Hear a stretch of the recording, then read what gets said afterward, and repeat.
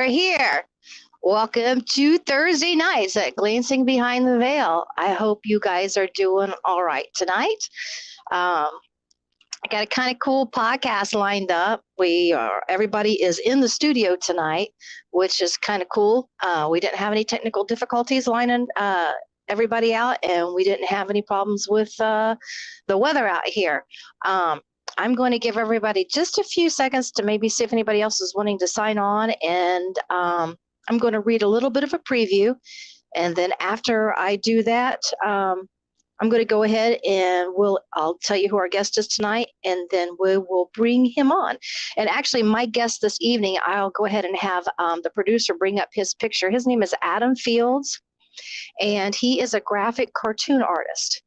And I can't even remember how I came across his work. I just happened to come across his video one night and seen the drawing, and I was really impressed. I mean, he's very fluid, and you can just see that it's almost like he was channeling as he was drawing, and it really impressed me. So I watched it for a really long time, and somehow I think I even asked him during that particular video if he would be interested in being a guest. It just felt like I just felt like I was led to do it.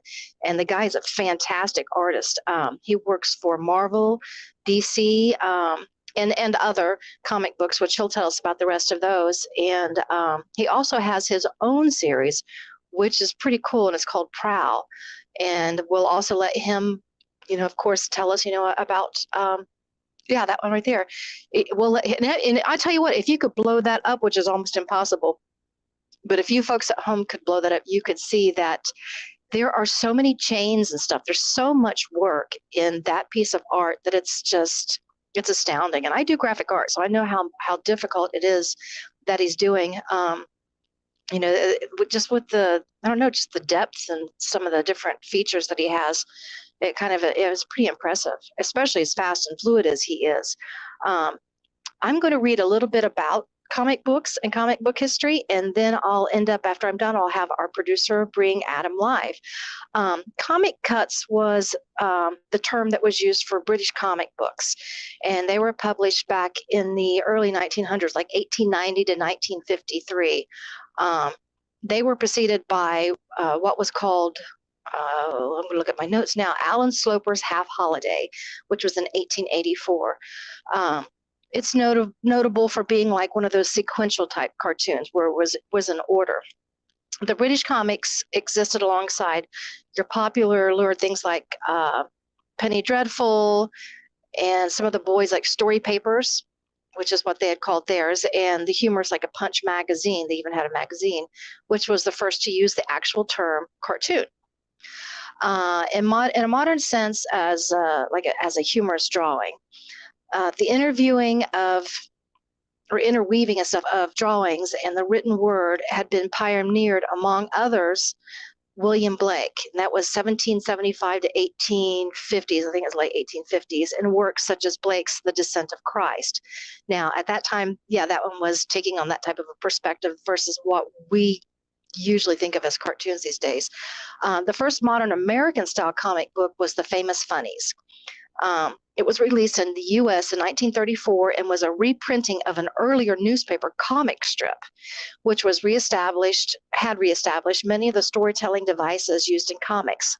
The term comic book derives from American comic books, once being a compilation of comic strips of a humorous tone. However, the practice was replaced by featuring stories of all genres and not necessarily like humorous or funny.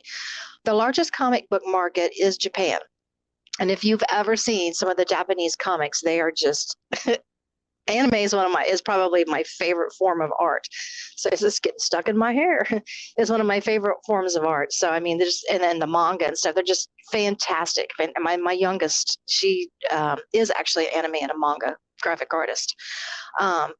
But by 1995, the manga market in Japan was valued at, I think it was almost like $6 or $7 billion.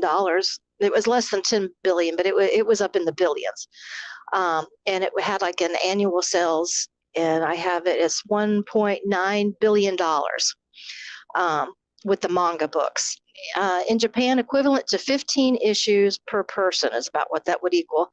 In 2020, the manga market in Japan reached a new record of I think it was 612.5 billion due to a fast-growing digital manga sales. And as we are aware, the digital, I guess to me, they're tools, but the digital tools that have become available to graphic artists and even the publishing companies and everybody else has completely, it's evolutionized the cartoon industry just the same as it or comic industry, just the same as it has in, say, movies or music or other types of genres of art. In 2017, the largest media, followed by DC and Marvel comic books.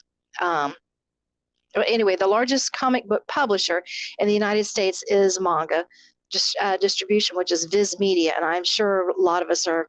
If you're watching, you probably are already familiar with Viz Media, which is followed by DC's and Marvel Comics. The original feature full-length special edition franchise, including like Superman, Batman, Wonder Woman, who of course all of us loved, Spider-Man, the Incredible Hulk, and the X-Men, which all of these branched out, and as we know, they became their own entities in so many different levels. I know when I was a young girl, when I first started gaining, like, I guess what I call it, my love and admiration for comics, there was a little store called Dillman's that was on Central Avenue. And of course it went to all the stores, but every time I went in, I think it was only like $1 or something, which I say only like $1, but back then that was like a lot of money. But I would ask my mom, and they had the Veronica and Richie comic books and Richie Rich comic books. And my mom would always let me buy a comic book. And then it got to where they even had like the comic book magazines or novels, novelettes, and I would buy those also. And then my brother, who was younger than I was, he started buying, more of what we would consider as the comic book, superhero villain type comics. And I really, I just kind of switched. I mean, I was more enamored with his, which mine were still fun and cool, but it was just the coloring, the graphics, the storyline. It was so much more adult, I guess I should say, than what it was that I was reading and stuff. Another major comic book market is France. We have them in so many areas across the world. I'm going to move this around, but there are so many areas that we have comics across the world that most of us just think of the American form of comics that we have, and I guess we don't have a familiarity with the other forms of comics, but it's a global artwork, not just local, it's a global. Comics as a print medium have existed in the United States since the printing of The Adventures of Mr. Obadiah Oldbuck in 1842. And that's forever ago. And that was in hardcover, making the first known American prototype comic book. Comic books periodicals began appearing in the early 20th century, with the first comic book standard size comic book being Funnies on Parade. Funnies on Parade was the first book that established the size, duration, and format of the modern comic book. And that's, as what we know, usually the collectible volumized comic books. Following this was Dell Publishing. It was a 36-page Famous Funnies, a carnival of comics, as the first true newsstand. Like when you go, get them at the newsstand and your grocery stores, the first true newsstand American comic book. In 1905, G.W. Dillingham Company published 24 select strips by the cartoonist Gustav Verbeek in an anthology book called The Incredible Upside Downs of Little Lady Lovekins and Old Man Muffaroo. I bet that had a PG rating. I'm not sure, but I bet it did. I'm joking. The introduction of Jerry Siegel and Joe Shuster's Superman in 1938 turned comic books into a major industry, and I think that was the game changer, and ushered in the golden age of comic books. The golden age originated in the archetype of the superhero. According to historian Michael A. Amundsden, appealing comic book characters helped ease young readers' fears of nuclear war and neutralize anxiety about the questions posed by atomic power. I think it probably accomplished a lot more than that. We're looking at a post-World War era. At the same time, you had a lot of kids that the parents were kind of busy at that time, and it also created a go-to. Besides just the safety, it created a go-to. And at the same time, I think a lot of kids, and I think people still do today, they have like I guess a sense of being within us that wants to be like the hero. Not too many people want to be the villain, although the villains are usually pretty cool, but most of us don't want to be the villain in the comic books. So I think it probably did resonate in a lot of ways. Historians generally divide the timeline of the American comic book in two eras. You have what's called the Golden Age of comic books, which began in 1938 with like the Superman and with the Superman debut in Action Comics #1, published by Detective Comics, which was the predecessor and the root of DC Comics, which in generally considered to be the beginning of the modern comic book as it's known today. The Silver Age comic books is generally considered to date the first successful revival of the then dormant superhero form, with the debut of the Flash in Showcase #4. And I loved those. Why? I have no idea. I never could run very fast. Maybe that's what it was. And that was in October 1956. The Silver Age lasted through the late 1960s or early 1970s, during which time Marvel Comics revolutionized the medium with the naturalistic superheroes such as Stan Lee, my hero, and Jack Kirby's Fantastic Four, and Lee and Steve Ditko's Spider-Man. The demarcation between the Silver Age and the following era, which is called the Bronze Age of comic books, is less defined as the first two eras, with the Bronze Age running from the very early 1970s through the mid-80s. The modern age of comic books run from about the mid-80s to current. A notable event in the history of the American comic books came with the psychiatrist Frederick Wortham's criticisms of the medium of his book, in his book called The Seduction of the Innocent, which is in 1954, which prompted the American Senate Subcommittee on Juvenile Delinquency to investigate comic books. And my dad had told me about all of this and stuff when he was growing up. Wortham claimed that comic books were responsible for an increase in juvenile delinquency, as well as a potential influence on a child's sexuality and morals. And of course, that being said, the comics had become a little bit more adult, by the way, but not to the extent of what we see now. In response to attention from the government and from the media, I lost my place.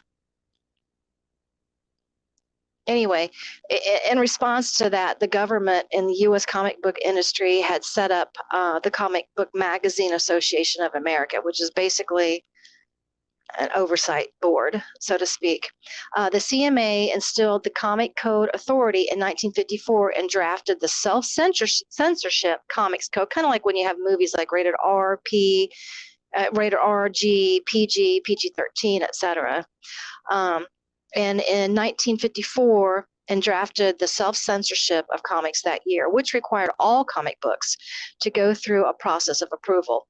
It was not until the 1970s that comic books could be published without passing through the inspection of the CMAA.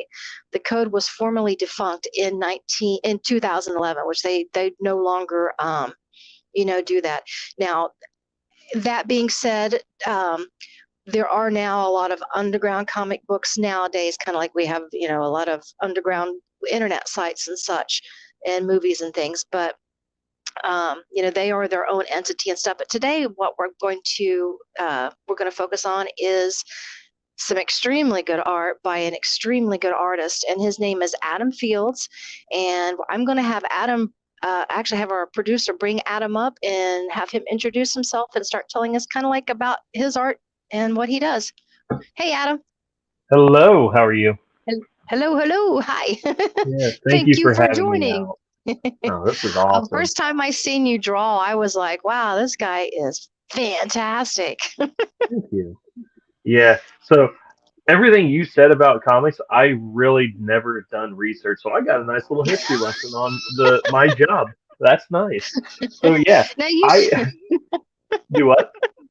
I said, now you should know that stuff. I should. Here's the I funny thing. cheated. I used a bunch of different sites with pulling it up. Yeah, you did your research, and I like that. Here's the thing: I didn't actually set out to be a comic book illustrator. I did this on accident. And that's the truth. So I Wow. actually, yeah, I worked at a manufacturer in Eaton, and for nine Okay. years, right out of college, I went to school for graphic design at Miami Valley Career Technology Center, and And that's in Ohio for yeah, anybody that it's is all in watching. Ohio, Southwest Ohio, and I went to college at the School of Advertising Art for graphic design. And right out of college, I got a job in a factory. That was awesome. So I knew this factory was really good, and I knew that they promoted within, and I still had that goal of like being in marketing and graphic design. So I wanted to learn the ins and outs of the operation, which I did, and I got promoted to marketing.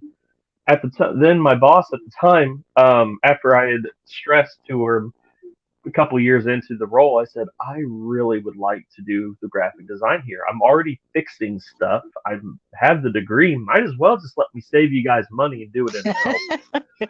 Well, when they look you in the eye and say, I don't think you're capable of doing it, I went, oh, well, Ah, I guess I'm going to have to leave soon because I'm going to use my degree.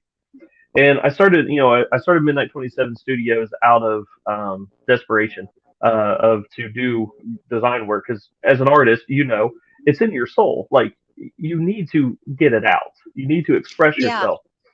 So I yeah. started doing, logos and branding for other people. And at the time, I was slowly working on my own, comic book because I did grew up watching Spider-Man and the Batman animated series and stuff like that, and I really liked the art form. So I'm like, I'm gonna just work on my own thing. I don't know what I'm doing. I'm just gonna do it, and that's what got me attention. I ended up setting up at a local comic book shop where I'm from, named Jim and Dan's, and they let me set up at their con for the very first time. So I went from one show at the end of I think 2016, and I did 23 the following year, and it's just been growing ever since. So yeah, Wow. they So thanks you have to a someone, natural. yes, thanks to somebody trusting and believing in me at the comic book shop and guiding me, they are why I now have my name on a whole bunch of different things in the world. So it's amazing. Wow. Hmm. Now, that being said, Hmm. who all have you worked for? And usually it's So commission work, if I'm right. yeah, yeah. So I do a Yeah, I thought it ton of was. commission work for fans, and that is really special and near and dear to my heart because that means that it's a one of a kind piece that someone's going to hold on to forever. Chances Wow. are some people may try to flip it. I know who they are because they'll tell you, hey, I'm going to have this graded and put it on eBay or Shortbox or wherever. I'm like, oh, that's fine. That's how you get my name out there for me. It's the best Yeah. way of marketing. So, I make my pay on it. They get their cut, and it's a great deal. So, commission work is a big part of what I do, but I have had the opportunity to work with a lot of indie comic creators. And we're all basically our own publishers. Some have actually published through relatively big indie guys like Image Comics, Aftershock Comics, Antarctic Press, uh, and there's probably a couple more, the Dark Horse and Dynamite.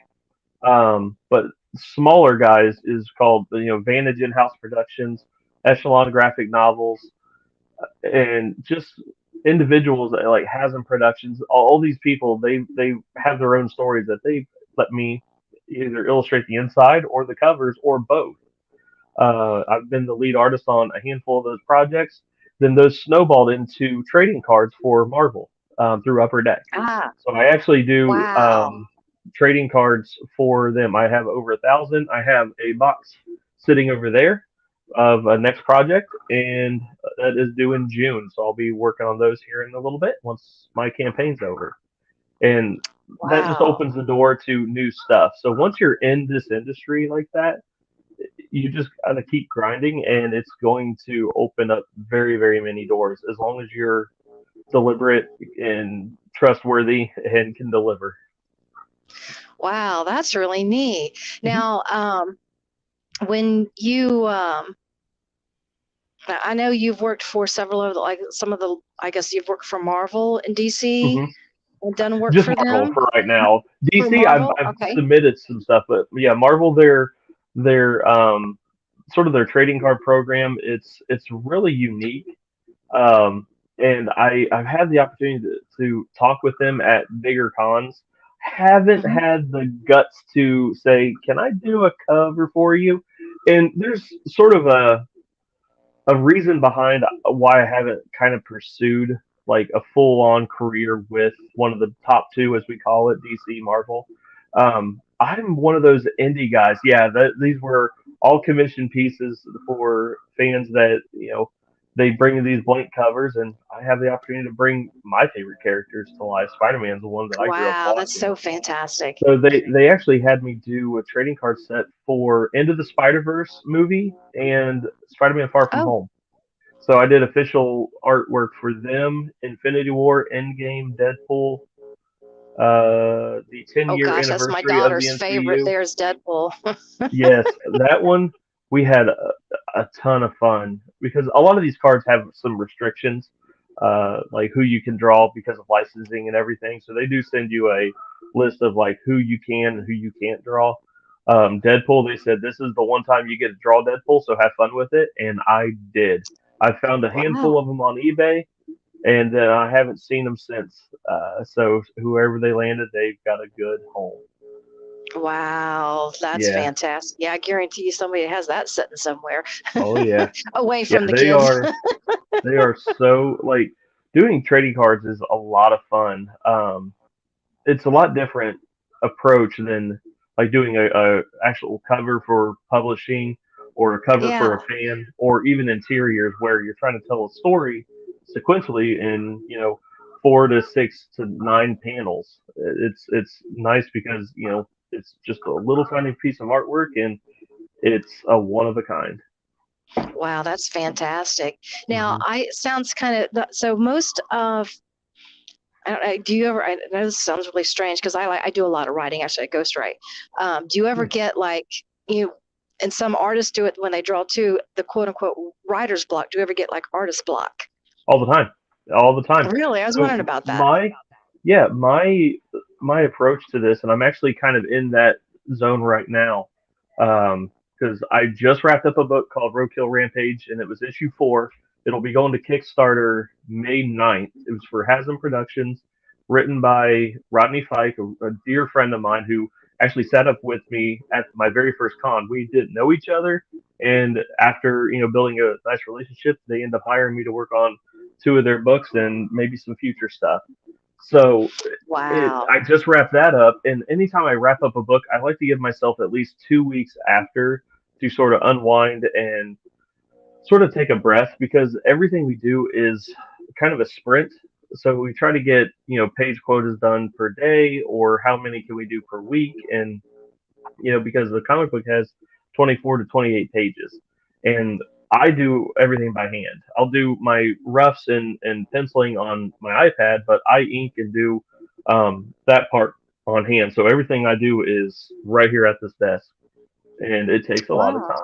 time. I my record was 6 pages in a day, but that was 24 hours. I was trying to meet a really tight deadline, so I caffeinated and hammered away. It was awesome. I got it done. So that's the key. But it's when you're sprinting like that, just like if you were a runner, you need to take that little break, and I need to take that mental break. So right now I'm just working on my own series, Prowl, and trying to wrap up that book. So once the campaign ends, I'm getting it off to the printer. Like I think we'll have it to the printer in about 2 weeks or a week at this point. So my colorist Chad, that's his cover. Um, he's killing the colors on it. He's bringing every page to life, and I'm Yeah, loving every that's second of it. fantastic too. Yeah, And that means that's he's not just like someone who can color. He's someone that can draw. And he actually drew this cover in 24 hours. Um, really. yeah, He's when like we my launched, cousin Brian Brewer then. yeah, He's I think quick, my cousin Brian Brewer could have something drawn in it. I mean, it's fantastic before you could finish drinking a cup of coffee. No, right? Ellie, my dog's freaking out. It's thundering here. She's like, Oh, "Oh my God, it's oh, thunder!" It's like you're I mean, it's safe. coming That's the my other. way, Yeah, you live out. You live indoors. You're good to go. right? But yeah, he when we launched the campaign for this, he actually was texting me while we were live on Facebook, and he goes, "Hey, I'm starting my cover now." He sent me like the Poor rough, and Ellie. I'm like, "Hey, that's beautiful. Run with it." I said, "I trust you." And by the next day, I was able to swap out images and show everyone, like, "Hey, everyone that's backed Chad's art, that's the cover you're getting," and it was Yeah, just I really love cool. that. So, but So yeah, I was kind of wondering, is that like this is a character you've created this hmm character yourself? yeah, yep, yep. So So, tell us who this character is, like the yeah, background, like happily, happily. So Prowl is actually a story that I started when I was in the eighth grade. It it was when Underworld and Van Helsing and all that stuff came out, and I absolutely fell in love with the werewolf characters. I thought they I looked love cool. They those were shows. savage. They but they were to me they were kind of underdeveloped, and they were always the bad guy. So I was like, what if the werewolf Always. was the good guy? Yeah, I'm like, what if they were the good guy? Also, why do they have to be tied to the moon? I understand it, but I wanted to change it.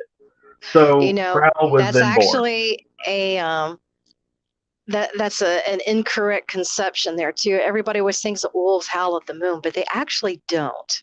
No, they The don't. Native Wolves American howl at wolves everything. don't howl at the moon. No, they don't. No, They really don't, not in them real and life. coyotes.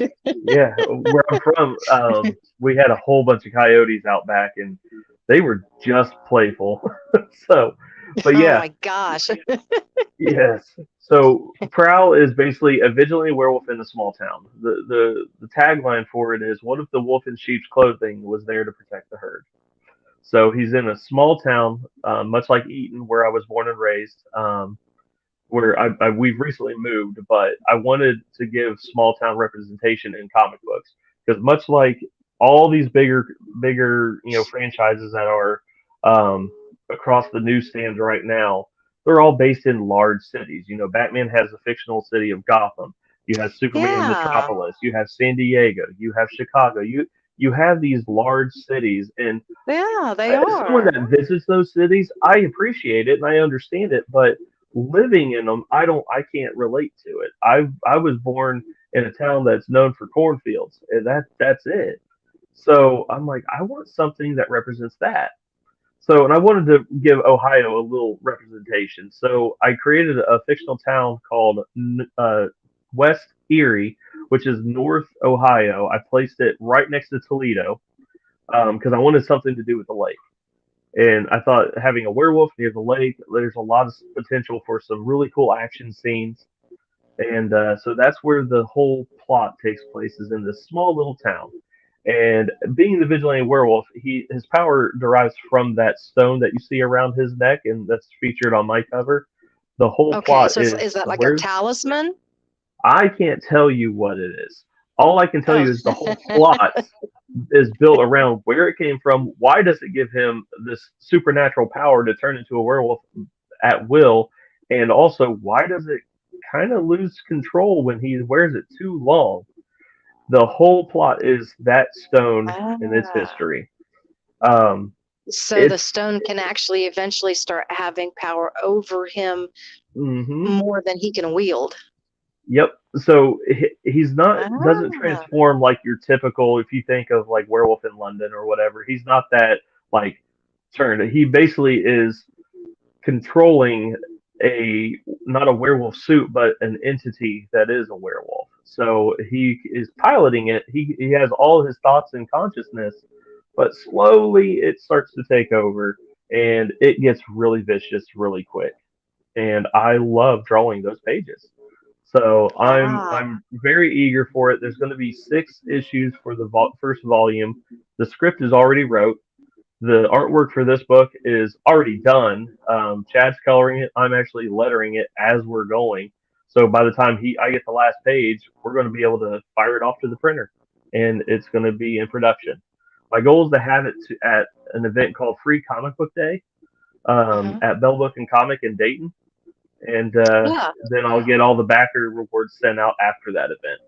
So yeah, Wow, very that is excited for it. fantastic. That is, that's fantastic. Now, I know this is like the reinvention of your PAL Yes, character. yeah. So, So how's the history of the storyline, or the yeah, previous issues, maybe is what I should say. so I have learned a lot. Like I said, I kind of fell into this job, and I didn't know what I was doing in the beginning. There's not a lot of resources out there when it comes to comic book writing. There's a lot of opinions on what's right and what's wrong, and there definitely is a standard when it Yeah, comes to the congressional print, subcommittee proved that one. right? So there is a standard to like sizing everything, but when it comes to scripting, there's really not anything, and there's a lot of freedom in like how you piece together your book. So my job at my old job before I did this, I was actually a technical writer. So it was really Huh. hard for me to get out of technical, legal jumbo telling people, hey, this is hot, don't put electric cords in water, like making sure no one died doing anything stupid, to being able to creative write. So it was a really hard change. So if I released issue 1 through 7, I had actually wrote an issue, illustrated it, published it, and then I wrote the second one. But in hindsight, that's not really the best process. It's much better to think of an entire story arc, write it all out so that you know where it's going, and you know, like, if you want to plug anything from the end into the beginning or tease something, you already have that foundation. You can't go back and tease anything if it's already out. So Mhm. I released issue 1 through 7. It was a okay story, and for a snapshot of my career and my one of my very first things I've ever done myself, it's not bad. But having worked on about 50 other books since then, my artwork and storytelling has kind of improved. And I was literally laying in bed one night after I just completed a project, and I was just getting over some creative block where I'm like, I'm so done drawing. I want to like write something. I should work on volume 2 of Prowl, but I wasn't happy with it. Then it dawned on me, I own this. Restart it. I People remaster, video games all the time, or they Yeah. make remakes of movies. Why can't I just take what I've already done, polish it up a lot more, and then start fresh? So I did. About 1 o'clock in the morning, I sprung up, scared the crap out of my wife. She thought something was wrong. I said, just go back to sleep. I'm going to go ahead and write. And I went out there and I ended up scripting the whole first volume, 1 through 6, and streamlining it, getting so excited. And then it was off to the races. I made character style sheets, which is ridiculously important for anybody who's wanting to start a career in comics, especially if you're creating your own stuff. Do yourself a favor, make yourself some style sheets, because you will forget what they look like from page to page. I promise, especially if you're juggling multiple projects. I don't know how many times I'm like, okay, is her shirt buttoned, unbuttoned, is her hair up, down, what? You just forget. So having some sort of reference Yeah. helps. So I And made little those. nuances does really make a difference in character.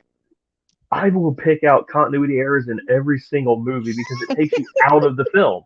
You're like, that's not what it looked like, the scene. And then you realize I'm watching a movie. It takes you out. Same goes for comics. So I am a stickler. If I see, like, okay, they have a watch in this page, and then they turn the page, I'm like, oh, they got to make sure they have the watch. I'm that picky about it. That's a good So, idea. or even in Roadkill Rampage, there's a scene where she gets muddy and bloody and all sorts of crazy stuff. I made sure that she had a couple scratches on her arm. Every time I drew her, there's these arms. She got bit on her chest, so there's little bite marks. She got a gash under her. Like, I made sure every time you see her on page, she had the exact same markings. So I have seen attention that. to That's detail. what you're saying. I really have seen that in different Yeah, comics or different pieces of art. Like, oh wow, what it's happened to that? it's a real thing. So, I started doing that artwork. I created backstories for every character, and then I actually made side stories that I'm like, okay, it doesn't have to be just to be about Alex, my main character, being the werewolf, trying to protect the town, and discovering a whole dark history, that's cool, but there could be other side stories too. So I started developing those, which will play out now starting in volume one.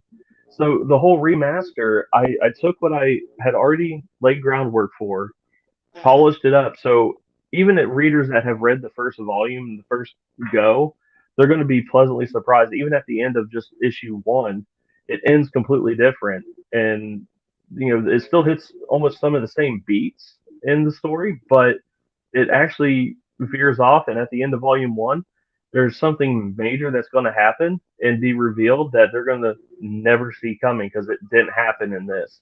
And that's where the remaster comes in. It's something that I wanted to tease. Now I'm more confident in my work and I understand the industry a lot more. Now, when you mention like the industry, you can probably hear, I don't know if you guys can hear all this. Hmm. Speaking of the industry, give us an overview or an overlay of like, well, what is the comic industry like? Yeah, Um, no, I could kind of mention the I, history, but it's not possible for me to mention the industry because I haven't seen it. I haven't experienced it other than on the consumer end or as the art appreciation end of it. yeah, it is a lot smaller than um I anticipated. So when I first got this idea that I wanted to create a comic book as just a stress reliever, I jumped on YouTube like everybody else does, and I started researching illustrators. Like I've always loved to draw. I've been drawing since I was 3 years old, and I was always told like you can do artwork, but it's not a job. Like it's a hobby, but it's not a job. Yeah, Which that's I'm what here to my say, daughter's dad had told her once. He yeah, said, and don't I never have tell her that. Yeah, I have a whole story about how I kindly tell parents off about that. Um, but I was like, okay, I see I pay taxes. It's a job. So I started researching. I found a couple artists that I really loved. One was named Todd Knock, and then the other is Greg Capullo. He actually was the illustrator on Batman. Greg was, and he illustrated my favorite CD cover of Disturbed, which was 10,000 Fists. So the CD cover where they're all raising their arms, he's actually Yeah. the artist for that. He also did a Corn cover. He's one of my favorite artists. He illustrated Huh. Spawn. He's done Batman. He's done Haunt. He's done a whole bunch of comic books. So I immediately started looking up like his artwork and trying to mimic it and just doing studies of my favorite artists. Then I found Yeah. David Finch and all this. And I throw those names out because I'm like, these guys are amazing. I want to be just like them. I want my artwork to be their quality. Fast forward now that I've been in the industry, I've met all of them. And I had no Wow. clue that not only did I meet them, I tabled next to them at events. So Todd, I met Oh, him. I said, wow. "Hey, I actually had the opportunity to tell him, hey, you're the reason I'm at in Chicago right now at one of the largest cons because I watched your videos of you sketching on post-it notes and I follow along. It was just I said I just wanted to tell you thank you for taking the time to post those, which is why I like to do my live streams now to draw and try to encourage other people. Greg, he walked by my table in Cincinnati and he goes, "Nice work." I went, "Oh, okay, thank you." And he was the kindest guy after I got to talk to him. So when I say this industry is small, I mean it's very small. We all pretty much know each other. We've worked with each other in some sort of capacity, and it's a nice little community. And if you're an a-hole in the community, it's going to spread. If you screw people Yeah. over, people are going to know. Not only because artists will talk, fans will definitely talk. They will happily drag anybody's name through the mud if they get screwed over on money or artwork or if they feel like someone wasn't genuine. So when someone talks to me at a con, I don't know who they are. It's actually how I got the job working with Upper Deck and Marvel. Somebody Yeah. at a con talked to me and they liked how I was and they offered me the gig. I almost deleted the email. I thought it was fake. And my wife goes, "No, let's look into it a little more." And I did, and it was a real thing. And I've been working now for him for 6 years. So Wow. Good for it's her. That you was just good. never know. Oh, she's the one that Faith pushes foot me. forward there. Yeah. So I'm like, this industry, it's not like it used to be when you had to. go and cold call these publishers and try to just get your artwork just seen. If you have access to paper, a scanner, a printer, and maybe the Adobe suite or even Procreate, you can create your own comic book because there's so many print on demand places out there. You can become your own little indie publisher right from Wow, your I own didn't think your about house. that. Hmm. I have my It niece, works. and my now my youngest daughter, she does manga, and I'm gonna tell Hmm. you, even at a young age, I mean, she was just amazing. I mean, she would come up with the entire characteristics, the attributes, and I mean, as a matter of fact, one of my cover photos I usually use is one that she had drawn. I mean, they all had their names and just, I mean, it was just absolutely fantastic. And then she went to That's Miami awesome. and was taking it, and her dad does business, and he did have her running his business, but she was going to art for this. And I had always drawn too. My mom did, and I know that's where she came up with this. And he was one of those parents, like you said, that made that comment of, well, yeah, but what are you going to do with that? Don't you need like a real career? You need to be thinking about a real career. And I was like, a real career? Are you serious? I said, okay, the logos on your vans. Who do you think designed those? The Yep. commercial, who do you think designed that? I said, actually, the design of your van, who do you think designed that? I said, okay, your uniforms, your hats. I said, a graphic artist did that. I said, but now let's move it into this. I said, when you went to the movies, who do you think wrote out and did these? This is, what did Hmm. Amanda say? She goes, what all does Adam do for Marvel? Okay, she's like wondering what do you draw on the cards? I guess the Hmm. like the trading cards and stuff that you do for Marvel. But yeah, he was just very detractory. So needless to say, she just hasn't really had any inspiration to pick it up and do anything. But now my niece, and she's 10 years old, I came heck and high water. Nobody was going to say a negative thing to her. And I'm telling you what, and her mom's like that too, praise God. And she has, we've got like one of the iPad Pros, and Hmm. she uses it constantly. And I forget which one it is, but it's like 15, $1,700. Most people are like, why did you buy something like that for a kid? And to me, it's like, because they have faith. And of course, Hmm. she's into the drawing the dragons and the dragon caricatures and stuff. And to me, I'm like you, keep, really push people to be pro about this Right. about your child instead of saying, no, that's fun, but you need to go over here and get a job in the warehouse, or you need to go over here and work at the steel plant. And why can't No, your no, child be no. the one that is the comic graphic book artist? I I'm think gonna it's fantastic. Yeah, I'm going to tell you the story as to what really motivated me, and it also breaks my heart. So, two quick little story times. When I was working on the factory floor, I worked with this woman who was, in the most kindest word I could say, miserable. She had worked there all her, since she was young. It was a great place to work. Don't get me wrong. It's just obviously that's not what she wanted to do or see herself doing. She Mhm. I don't know what she did. She did not like me. And she always kind of had some backhanded compliment whenever I got promoted. And I just sort of let it run off my back. Well, after I had quit the job, I had heard that she was retiring. I'm like, that's good. Okay, I'm happy she's retiring. This way now she can hopefully enjoy life. 2 weeks after retirement, she passes away. So that Oh, scared me. I'm like, she worked her entire life and obviously wasn't happy and only to enjoy 2 weeks, maybe enjoy 2 weeks of off. And I'm like, I can't get behind that. I want to enjoy now. no. So we just did the Loveland Frogman Festival in Cincinnati. And Yeah, that was actually, I had Jeff Craig on here with his Map in Black. yeah, yeah. And that right there was kind of a key, like a milestone for me in my career. Not just because it wasn't anything comic related, it was the fact that an event helped me bring my family on vacation. I went and Yeah. did the show. They actually went to the Great Wolf Lodge part, and then I got to join them the next day. It was a 1 day event, so I enjoyed it Friday with them, and then Sunday with them all day, and it was Wow. the best experience. I went down for business, but I ended up got to bring my family, and I'm like, that's what I want to do. I enjoy what I do. I love creating comics and telling stories and inspiring others, and just having fun with this. But ultimately, I want to enjoy life and be as young as I can, no matter how old I get.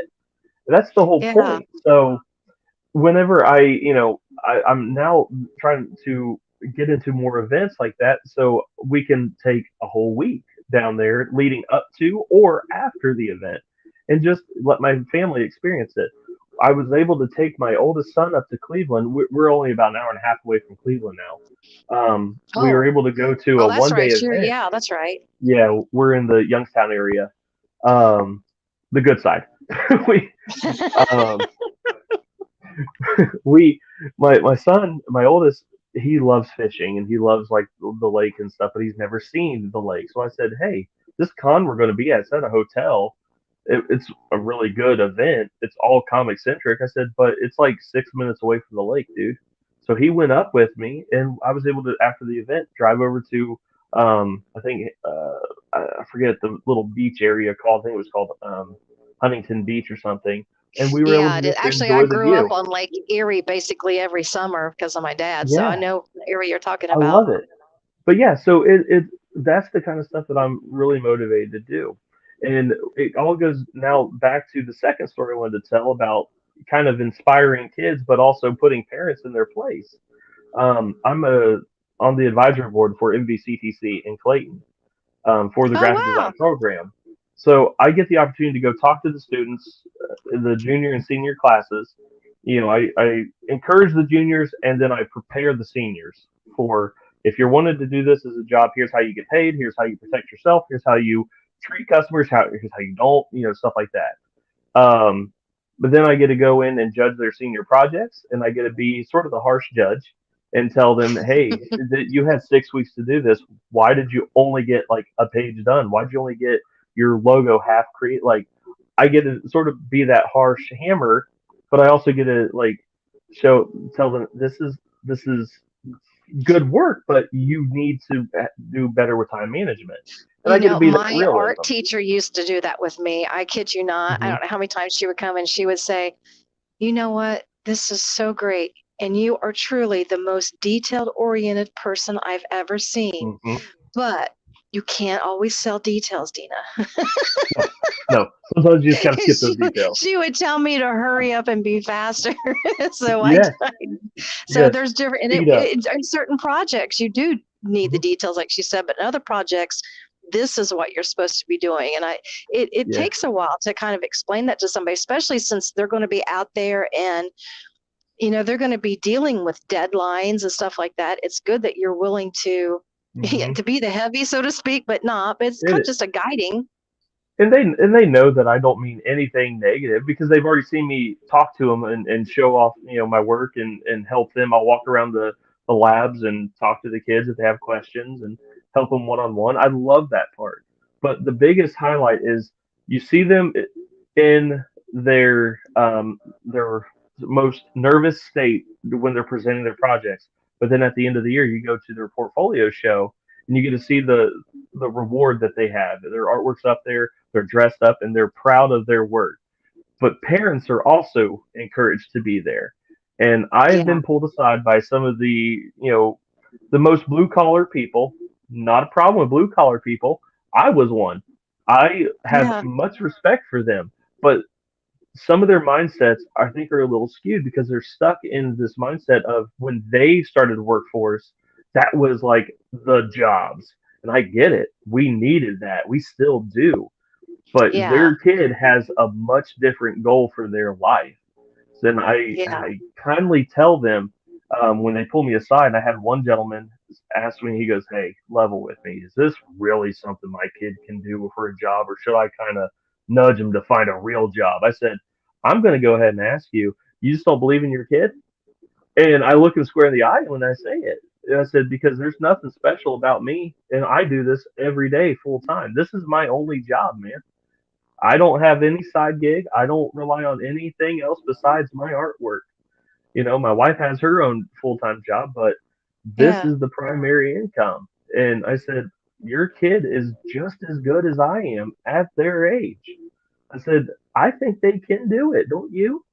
And when I put it that way, I kind of make them feel guilty about saying it, but I don't ever want a parent to discourage their kid because I think back like this kid is going to go places and I need to hire people and I want them Yeah, because they're really that is good. And true. I Now, have, I was kind of wondering about that where Amanda asked about, she says, trading cards. She says, that's mhm, cool. I thought that's what you said.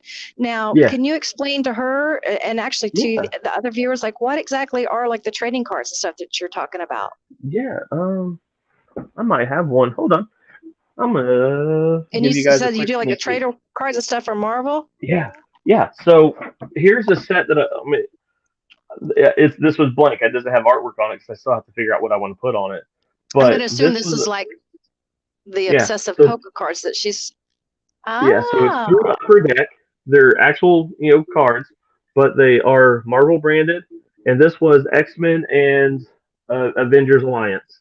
That was a set I just recently did, and these are the cards that they have this stamp up here. It's called AP artist proof. hmm, They give these to us so that people can commission them and or I can draw on it and try to sell them myself. It's just a little bonus because what I do is I yeah. draw on all the cards and I mail them back to them so they can insert them into sets and they get distributed throughout the world. So someone will open up this Wow. pack of cards and get an original piece signed by the artist. So I'm not the only artist. There's 100 of us that work with them, but it's a nice little side gig. And Marvel kind of uses that as kind of a stepping stone, so to speak. Like, oh yeah, I've seen your name. You've met every deadline. Your work's really good. You know how to follow instructions. Would you be interested in maybe doing a cover, or could you Oh, do yes. more? So Okay. it's a nice little stepping stone. Again, I haven't taken that step because I kind of like playing in this little sandbox of indie comics. So yeah, That is kind of neat. And you probably have a lot more freedom. oh, so much. Because when I tell you that there's a list that they send, it's about 5 pages of do and do nots, and I have to read it every single time because they may have added something, taken something. There may be for this particular set, even though it's X Men, you can't draw this there for this. It's a lot of legality stuff, and I'm Probably like, because of all their contracts are changing at the same it time. it is so insane. So mine, I Wow. own my character, and for Chad, like Chad's covers up on the, he sent me the thing, and I was the deciding, decision maker whether I liked it or not. I didn't have to run it by any board members or any legal counsel or anything. I'm like, that's gonna look dope, dude. Go for it. And that was our agreement.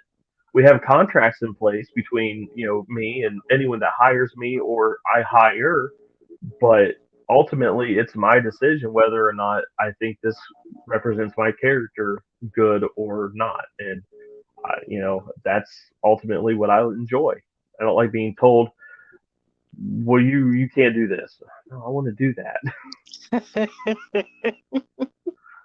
I would say it probably is easier when you have your own artwork to work with that Yeah. because, and I do kind of, I mean, at the same time though, I do understand if something was my work and my character, Hmm.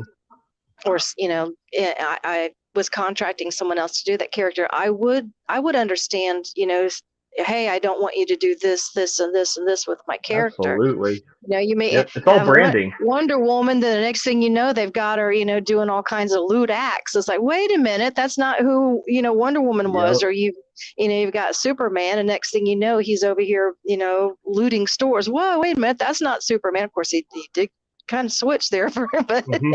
Yeah. that's Yeah. like, It's yeah. So I yeah. guess I do understand that. And they probably have like a lot of political quick pro quos and stuff like that. I don't know. Right. Yeah. There's so many things that's what I like about the indie stuff, and it kind of for me it goes to passion.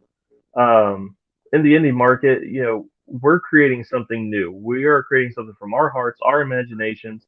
Some people might be after money. For me, I'm just after a cool story that might encourage somebody or make them think like maybe I should, take a look at that part of my life and maybe make a change. That's what I'm after. Yeah, I'm after that it's a deep subtle way connection. of, yeah, it is a Mhm. subtle way of getting out a message out there too, even changing the even if it is world. through a werewolf, But what I feel with, Marvel and DC and all them, they have such a big fan base and they're trying to please everybody. And I've already come to the grip, I'm never going to please everybody. Therefore, I'm not going to do something that goes against my morals or what I stand for or against. I'm just not going to write it because I don't think I would represent it right. So, but I feel Yeah. like with them, they're like, okay, our biggest asset is Spider-Man.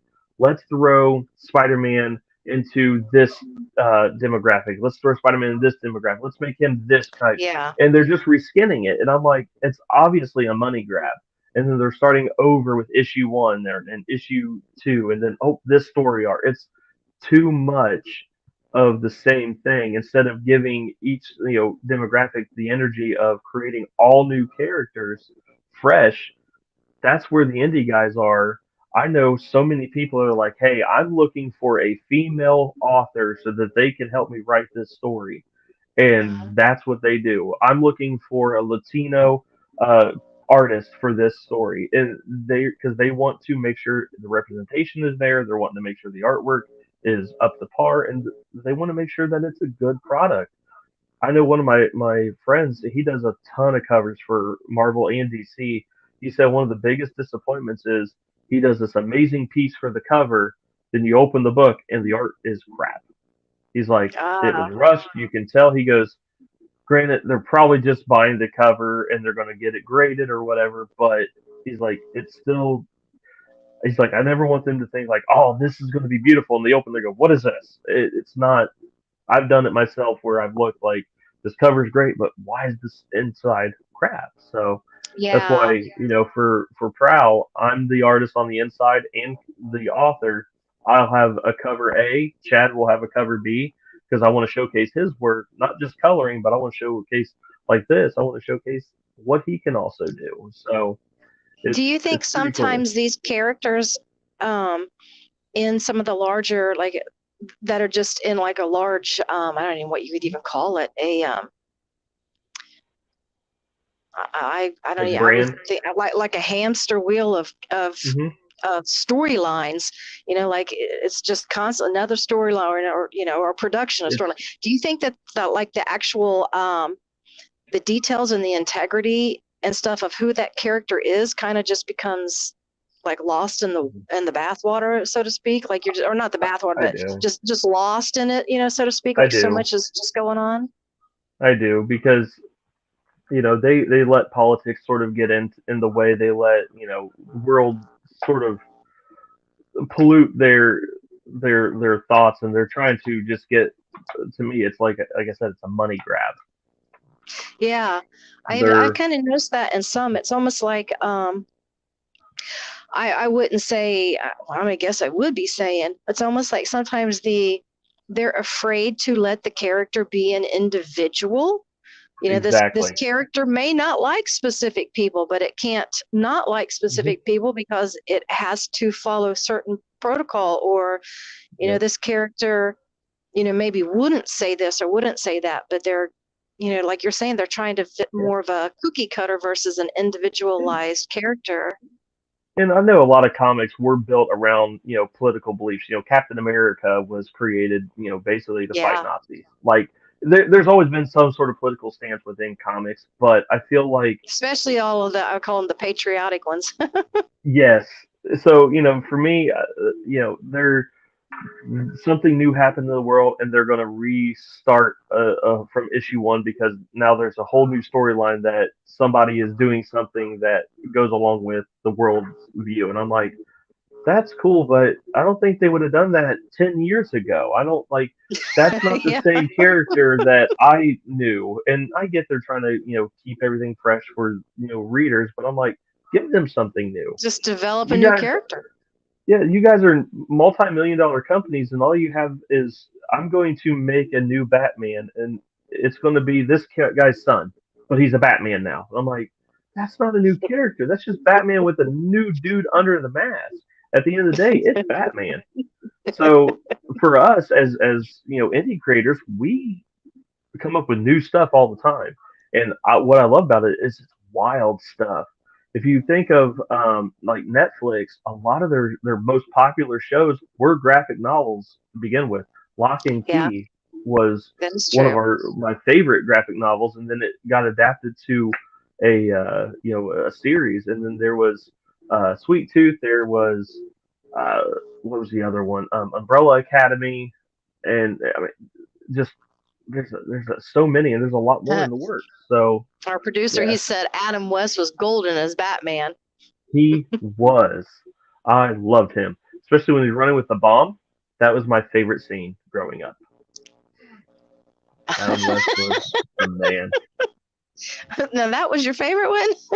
That was because he is so campy. Now, what's Mine really was just cool, watching them drive in the car. It was right? like We got when to you're see watching the like all the backdrops. yeah, we got to see the car and copter. The bike, copter, and car was at Cincinnati Expo one year. It was amazing. Oh yeah, I have seen at the Cavalcada Customs. I've seen the car. Hmm.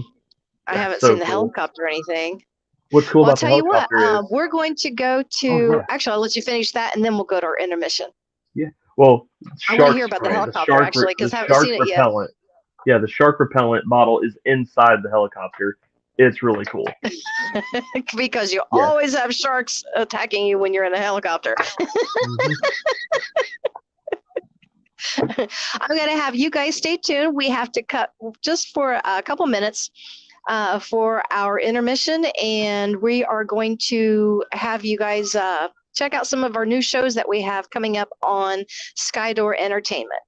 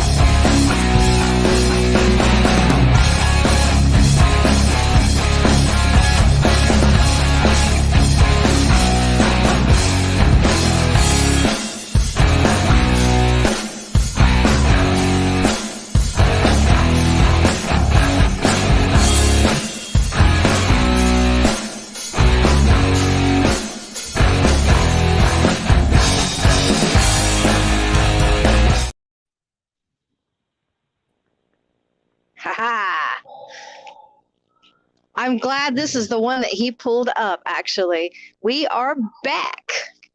Um, I was looking at this one when you had sent this, and what I was kind of interested is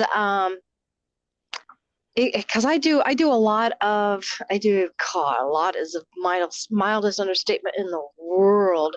I do constant studies of ancient civilizations.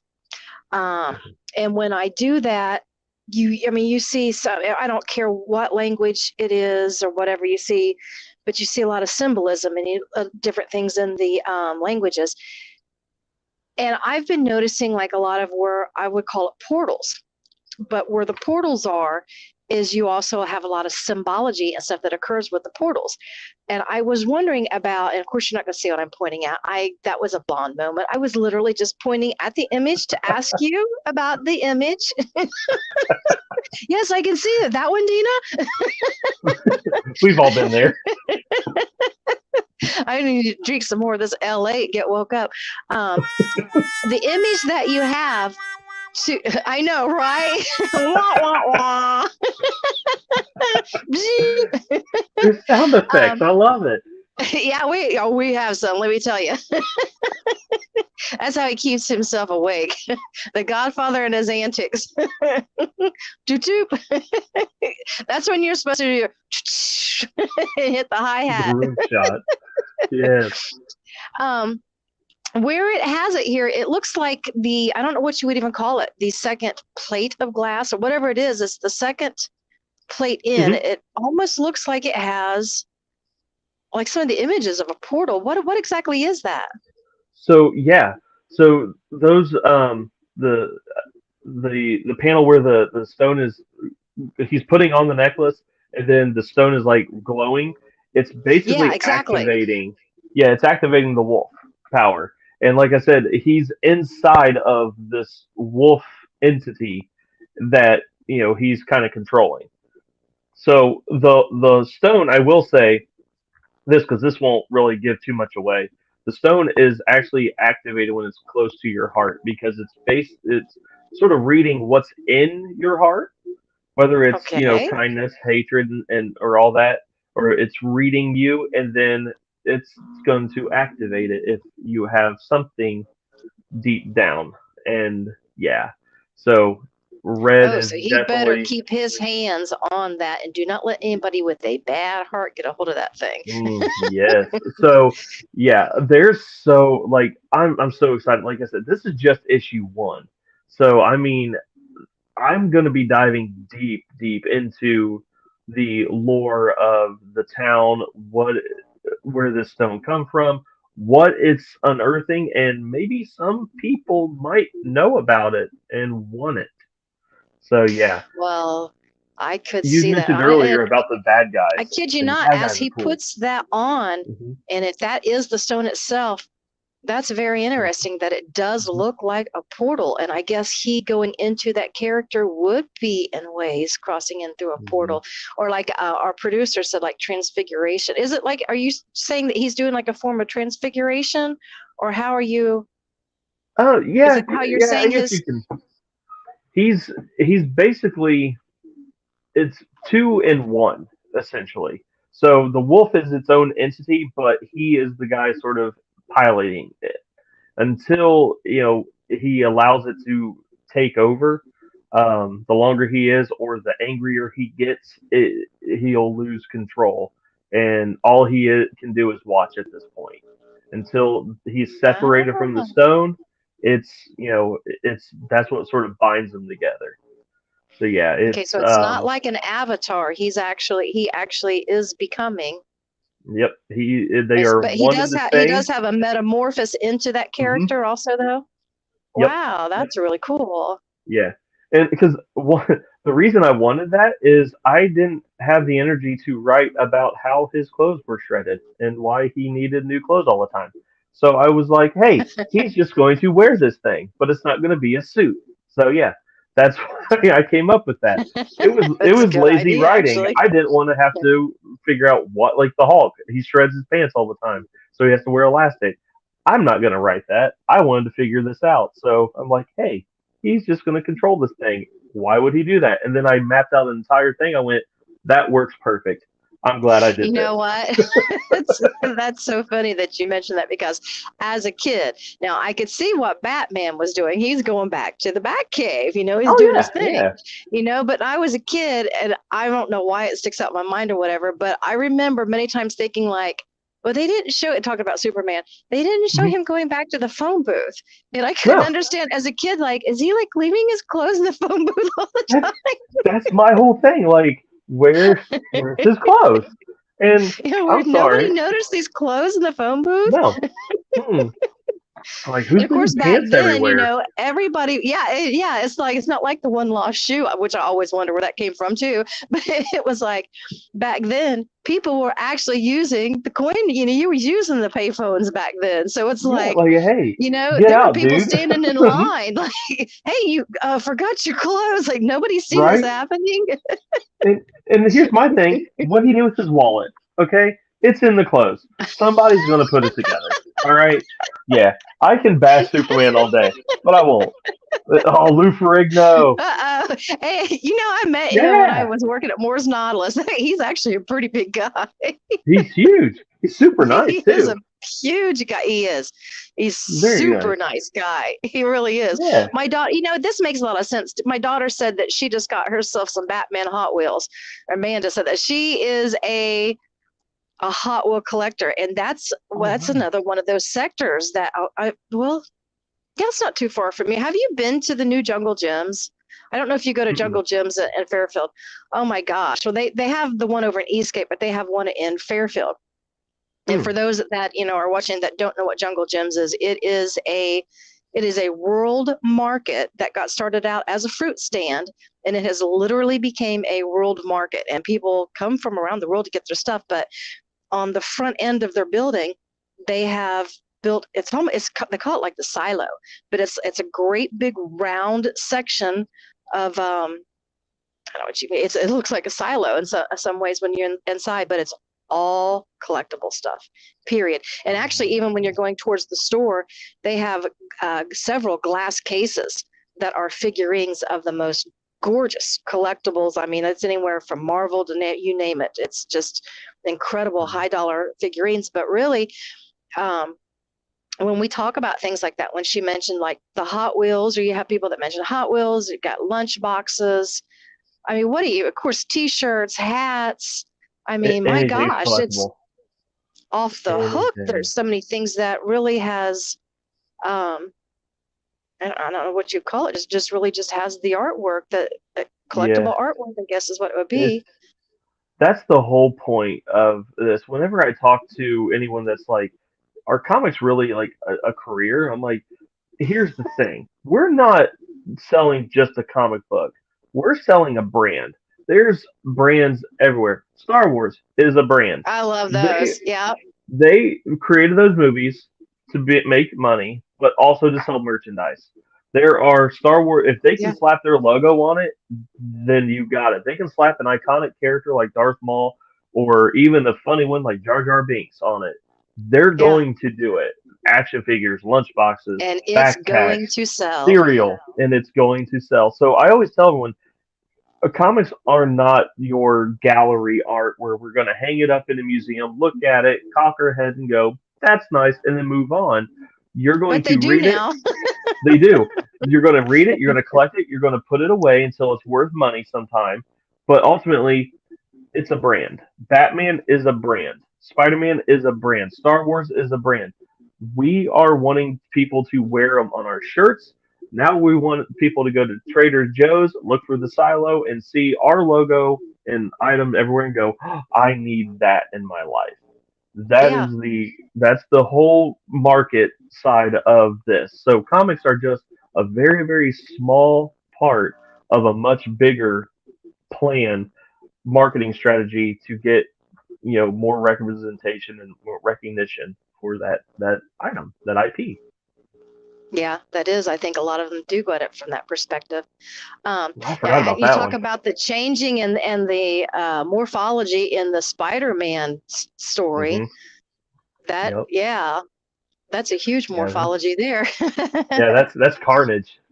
They had Venom first and then Carnage. Those are two of my favorite characters. Anytime I get a chance, I love when someone commissions me and says, "Hey, draw whatever you want." I'm like, "You don't have a character? No, you pick a character. I just want your artwork." I always draw Venom. Venom is like my go-to guy. I love him. This is Deadpool as Venom. I did that in 2018. I was gonna say that was, Oh, yeah, it whoa! sure You're is. sh- you're you're doing deep dives. I forgot about some of Yeah. these. This is when my studio was literally just a corner in our living room. That's mad. That's Wow. where I started everything. Now I have an entire room here, and I still don't have enough space. Well, Crazy. I could see that probably would end up being something that you would enlarge. I don't even do what you do, and I don't have enough space. It, I it's don't even it's do all what you do. inventory at this point. It's inventory of prints, books, blank covers like these that people can. Someone wanted me to mash up Juggernaut and again 2018 Juggernaut and Reverse Flash, and I said, okay, let's do it. But yeah, oh, those are deep cuts. I just did one today. I'm gonna show. Uh, actually, I'm gonna show a couple. So these are new ones. You That's a good showed one there that too, actually. Juggernaut. So here is another Juggernaut I just did. I got to send this off to get graded, but that Oh wow. so yeah. So that's going off to get graded. Here's another Star Wars one I just did. They just wanted just a little bit of color on it. That's it. Wow, that's cool. Yeah, it's That's a Darth really cool. I Vader. like the effect of that one. Yeah, that one's fun. And then we got Yeah. a dragon from Monster Hunter. Wow. That's So pretty this is cool. her second That's one. my niece's thing. She's huge into the dragons. Yeah, they're fun. This particular person has had one Monster Hunter character every year so far for a couple Yeah. years. So it's They have nice faith to in get. you. They do, and That's what it's they're crazy. doing. I went to one of the largest comic book shops in the I think that country, one there's beautiful. the Wonder Woman. Yeah, Hmm. I love that one. Yeah, the coloring and everything, the way you played on the blues and the blacks and everything is just beautiful. That's a I beautiful, love and that. even the back, that's a Yeah, beautiful piece. that one went to Germany. You did it really. Hmm. What do you think about that? You know, It's here weird. you are, like you said, started each in Ohio, and you've got people all over the world that are collecting your artwork. How do you feel?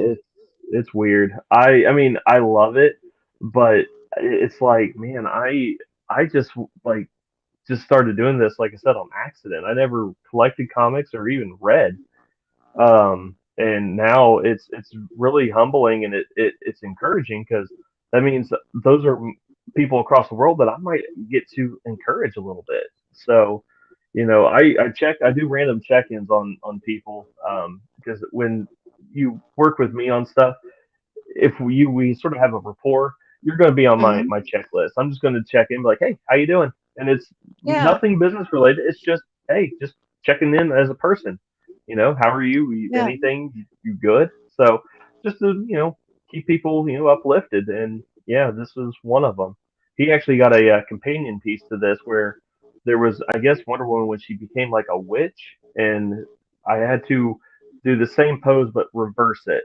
So she's coming at her. I don't. So he's got two of them where they're like fighting each other. It's pretty sweet. Oh wow, that would Got be him. cool. Got That'd him a be couple cool years. Yeah, hanging up together. yeah. It was pretty neat. But yeah, it's really really nice to know like people actually like my work. Now, Oh, when you mentioned like with your work and stuff like that, yeah, that's really nice too. I of course absolutely. and the thing about some of this, I'll go into this actually. The thing about this type of stuff is and it kind of does remind me of like my dad stuff like it, but it's like it's a piece of your childhood, Hmm. even though you are an adult and all this that, but like my little brother and them, they grew up with the Teenage Mutant Ninja Turtles, so of course as he Hmm. grows up as an adult, to see something like this, he would be like, "Oh my gosh, that's freaking awesome!" It's like it's the adult version of my childhood. Kind of say, it's like you still get it, but now you get to appreciate it. I guess in many ways, or I don't say you, but I mean like a Yeah. us on the other side of it as consumers, like we get to look at it and you get to appreciate, or we get to appreciate it like from the art perspective versus a kid. You were having fun with it as a kid and Mhm. you were enjoying it and you loved the storyline and stuff, but then when you get older, then you start seeing the little nuances in the artwork that you didn't. I'll tell you what, believe it or not, to me, looking back at like the old Skeletor or any of those, Yep. like, wow, you want to talk about some fantastic art. Really didn't click with me how fantastic that art was. And of course, Larry Elmore, which of course you probably do know Larry with Hmm. the Dungeons and Dragons, but he's done his own Yep. series with other items. I mean, it's like I grew up, doing the Dungeons and Dragons stuff, which was really cool. The artwork was really cool, but it wasn't until I started drawing and became older that I really gained a true value and appreciation Hmm. for how good he was or is actually still at his work. And Yeah. I think that's a lot of people I think that are collecting from artists like yourself. It's they've grown up and they're like, wow, we actually really get what a great piece of art this is. I have a friend, Brian Norman, and he collects the different and over years and stuff, comic books and stuff.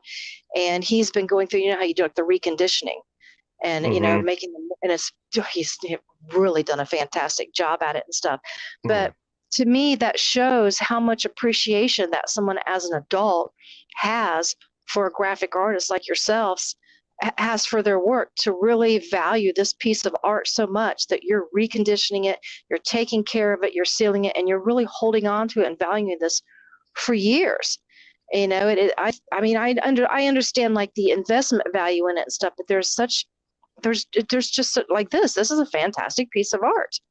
I mean, it just there's such a value in the art itself.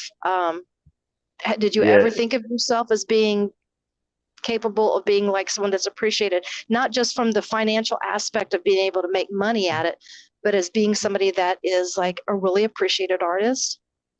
Yeah, it kind of hit recently when I've had multiple people at different cons come up to me and say, I've seen you, I've watched you, and I've got some of your books. So can you sign? The weirdest stuff is when they bring up a book that I've done, like the cover or the story, like, oh, can you sign this? I'm like, where'd you get this? Like, I forget that this stuff's in stores. Like you can pick up a few of my stuff in different comic book shops, and or people have Yeah. ordered them online and got them from, and it's just really cool. Some of the stuff I have never seen. I'll work on stuff and I don't see it because some of them are really exclusive pieces, and I don't see them until someone may bring it up. So I've had that happen a handful of times recently, and it's starting to solidify. Like I'm here now. Like this is my job. This is what we do. And This what's is what really we do. crazy, yeah, what's really crazy is, going back to meeting, it's such a small industry, but growing up I used to play, video games. Mortal Kombat was one of them. And Yeah. I never thought as a kid that someone developed this game. That's cool. But what I really didn't know was in Mortal Kombat 1, 2, and 3, they had motion capture artists for the people you were playing. And I didn't know that those were like real people. I just thought they made them on a computer or whatever. No, Huh. they're real people. I've hung out with them. They are real Ah, people, and a few of them are now my good friends because we've connected at multiple cons, and I've had went to after parties and hung out with them, got to know them on a personal level, and I'm like, this is crazy. I used to beat you up with you. Like that's cool. And then they would go like, "Well, who won?" I'm like, "Well, I hate saying it to him, but it's really, it's really cool that like it humanizes everything, and it makes you, like you said, appreciate the work that went into it, and getting to hear the story from the people on like how they develop stuff and just the behind the scenes aspect of it. It's crazy. That's why like live streams, while I'm creating artwork, there's a story behind every piece that I've worked on, like this one. I remember doing this for a fan named Stan. He collects Daredevil stuff. I think he has like he's starting to challenge me too. He wants Daredevil like mashed up with things. So I think I had to do a Daredevil mixed with a Thor on a blank cover of War World or something like that. I'm like, okay, Yeah. I'm gonna figure this out. But drawing zombies is just really fun. You can't mess up a zombie. But And he almost reminds me of Eddie from Iron yeah, Maiden, yes, yes, which I a love lot of my Eddie. zombies. Oh yeah, I love Eddie. I've had to draw him a couple times for fans. Really? Hmm. Oh my Yeah, gosh. I get Iron Maiden is my band. I love yes. them. I was I've married to gotten Bruce asked. Dickinson in another lifetime. Oh yeah, Or an alternate oh yeah. alternate universe You know, in my multiverse. we get asked to draw some of the weirdest stuff. I've been asked to draw the Thinker statue with the duck head. I've been asked to draw a Venomized Snoopy. I've been asked to A draw, Venomized Snoopy. yeah, it was pretty sweet. A Venomized Pikachu, which that was one of the most recent ones I did. Heck yeah. The Venomized the Max. I mean, the weirdest one was very early in the morning on the very last day of the Cincinnati Comic Expo. Very tired. We've talked to thousands of people at this point. I did a panel. I'm wore out, and the doors just opened for VIP, and I'm barely awake. My wife hadn't even arrived yet with energy drinks, so I'm sitting there just trying to wake up. Normally, VIPs don't come to artists; they're out looking for collectibles. They're wanting to get in lines for autographs. They're there on a mission. This person in Yeah. particular was on a mission to get this weird piece of artwork from some artist, and she beeline for me, and I don't know why, but she goes, "Hey, do you take commissions?" And I said, I do. She goes, how weird do you go? I said, I don't draw nudes, but I can go weird. Like, how weird? Like, what are you She goes, calling okay. weird? She's like, I have this inside joke with my roommate, and they we do this pajama thing where we draw pajamas or we collect pajama art. And I'm like, all right, well, who do you want in the pajamas? She goes, no, no, no, they're just pajamas, but they have to be friendly. I went, I am not here enough to figure out how to draw pajamas without anybody in them and make them friendly. She goes, they just have to be blue and friendly, and you get to figure out how to do it. I went, all right. At this time, I Wow, told her, you yep, were let's really do it. being tested at that point. Yeah, so I told her the price, and I told her, come back in about an hour and a half so I can think about this. My wife shows up. She goes, "You already got an order?" I said, "Yeah." She goes, "What is it?" And I'm like, "You're not gonna believe this." So I told her. She goes, "What are you gonna do?" I'm like, "All I can think of is pajamas giving flowers. Like that's all I can think of." So I drew this like these pajamas standing there as if there was a person in them with flowers behind their back, and you see it like sticking out over because there's no head or anything. She Yeah. loved it. She goes, "This is one of the best ones I've ever seen." I'm like, "I'm so glad you like it." I didn't know what I was doing. So the weirdest stuff. So yeah, you have to think on your toes. So when someone comes up and goes, "Hey, draw Batman," I'm like, happily, I can draw him. But there are those sometimes where it's like, can you draw a Venomized this character? Yep, let's do it. Like there are been times where I'm like, I will turn stuff down. I can't draw manga for some reason. I'm too detailed, Really? and manga is simplified but also very detailed in its own It right. is. I don't know the rules, so I have a bunch of friends that can draw it. So if I'm at a show with them, someone goes, "Hey, can you draw this character for me from Dragon Ball or My Hero?" I'm like, no, but I know someone that can, and I'll take them over and introduce them, and my friend gets a new fan and also business. So that's what this community and this industry is really about: is we support one another. Both of my They've done girls, it for they're me. I'm fortunate. They're very artistic. Hmm. But now my youngest, like I said, she's into the anime and the manga, and they will look so simplistic. And then when you start enlarging her pictures, you can enlarge it and see like the reflection of somebody else in an eyeball or something. And it's just Hmm. like, wow, it looked like it was just a very simple drawn thing, but then you'll find a little hidden something here and there in Yep. the pictures, which is kind of neat. And I don't know what it is. It's just the whole flow and um, I don't know. It's just the whole flow and feel of some of the anime and manga. I mean, I love it. And then they've got it's so intense with their emotions and stuff. They really It's so are. funny.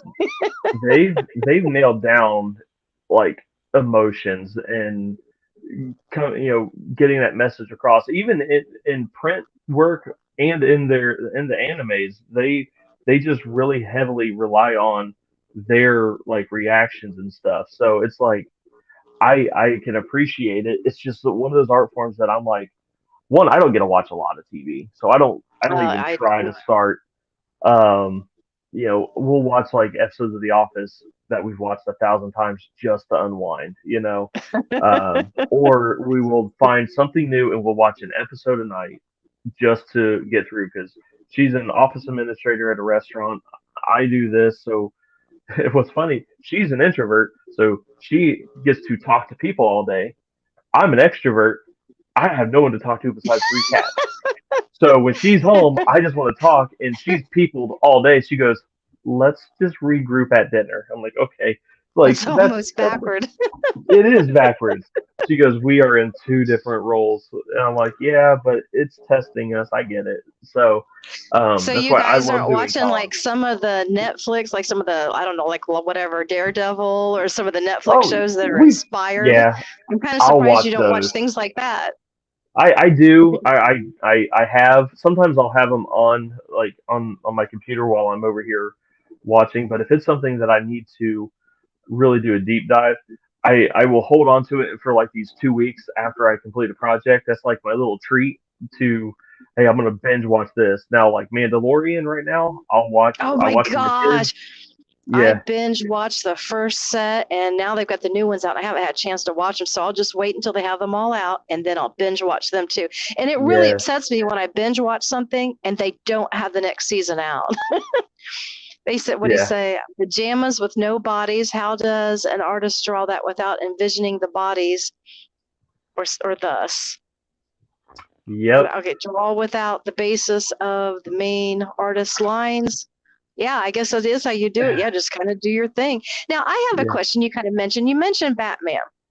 Uh So huh. that made me wonder because I would, this not it, it was just something that came up in my mind the other day. What what is your thought about all of these different Batman characters for Batman, all these different art, different, I don't know what you call it. I mean, the different actors.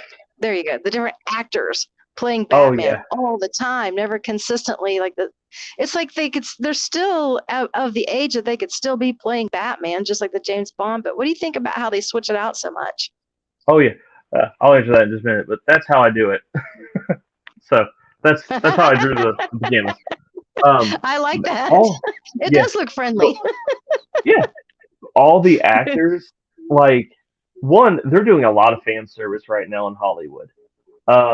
With the new Flash movie coming out, I do know that the DC EU, I think I forget the acronym now they're using, but the movie verse, they're reintroducing the Michael Keaton Batman in the Flash movie. And I know they're doing that for us that grew up watching the 1989 film. Yeah, okay. That Then you makes have sense. That's why. I didn't think about yeah, that. you have the dude from Twilight playing the Batman, which was Uh, absolutely one hands down my favorite Batman movies. He did awesome, but it was just hard to get past Robert Pattinson as Batman. But once I saw it, I'm like, I get it. Okay, it's hard for me to separate those like type of characters. They yeah. get typecast, and I feel bad for saying it, but I did it. Um, but I watched it, and I love what they did with the Riddler. I love what they did with the story and keeping it grounded in reality. Then you got the past Batman movies. What they were doing is exactly what they were doing in the comics. They are they have a new idea, so therefore we need to do a whole Batman series like story, and then once that story ends, we're going to do another story, and we're going to find a new Batman. Well, right now DC's trying to do what Marvel has been doing since 2005 and or three, and that is um, making an entire universe within the cinematic realm. And I'm sorry to say, I know they brought James Gunn on to direct everything and sort of piece it all together. I have faith that he's going to do great. The problem is they're behind the eight ball. Marvel's got decades, a decade now of movies that all tell one large story and then branch off that are going to come back in to tell one more big story. It's kind of Yeah, hard it's to pretty compete with that. smart.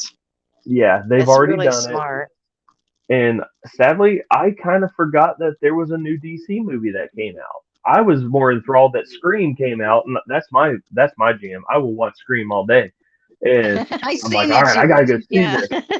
Yeah, I said we gotta go see this. So we did, and then I realized like, oh, Shazam! Fury of the Gods is out. I didn't know that, and I'm like, Oh, oh, that's I really right. don't have desire to see it. So it's tough when they recast characters and you have Robert Pattinson's Batman, which is completely And separate they've got like from another oh, what is this? Joker Oh God, movie. I shouldn't even forget him. Another Aquaman. They got another Aquaman Yep, movie yep, coming out. It's right around my birthday. I know it's in December.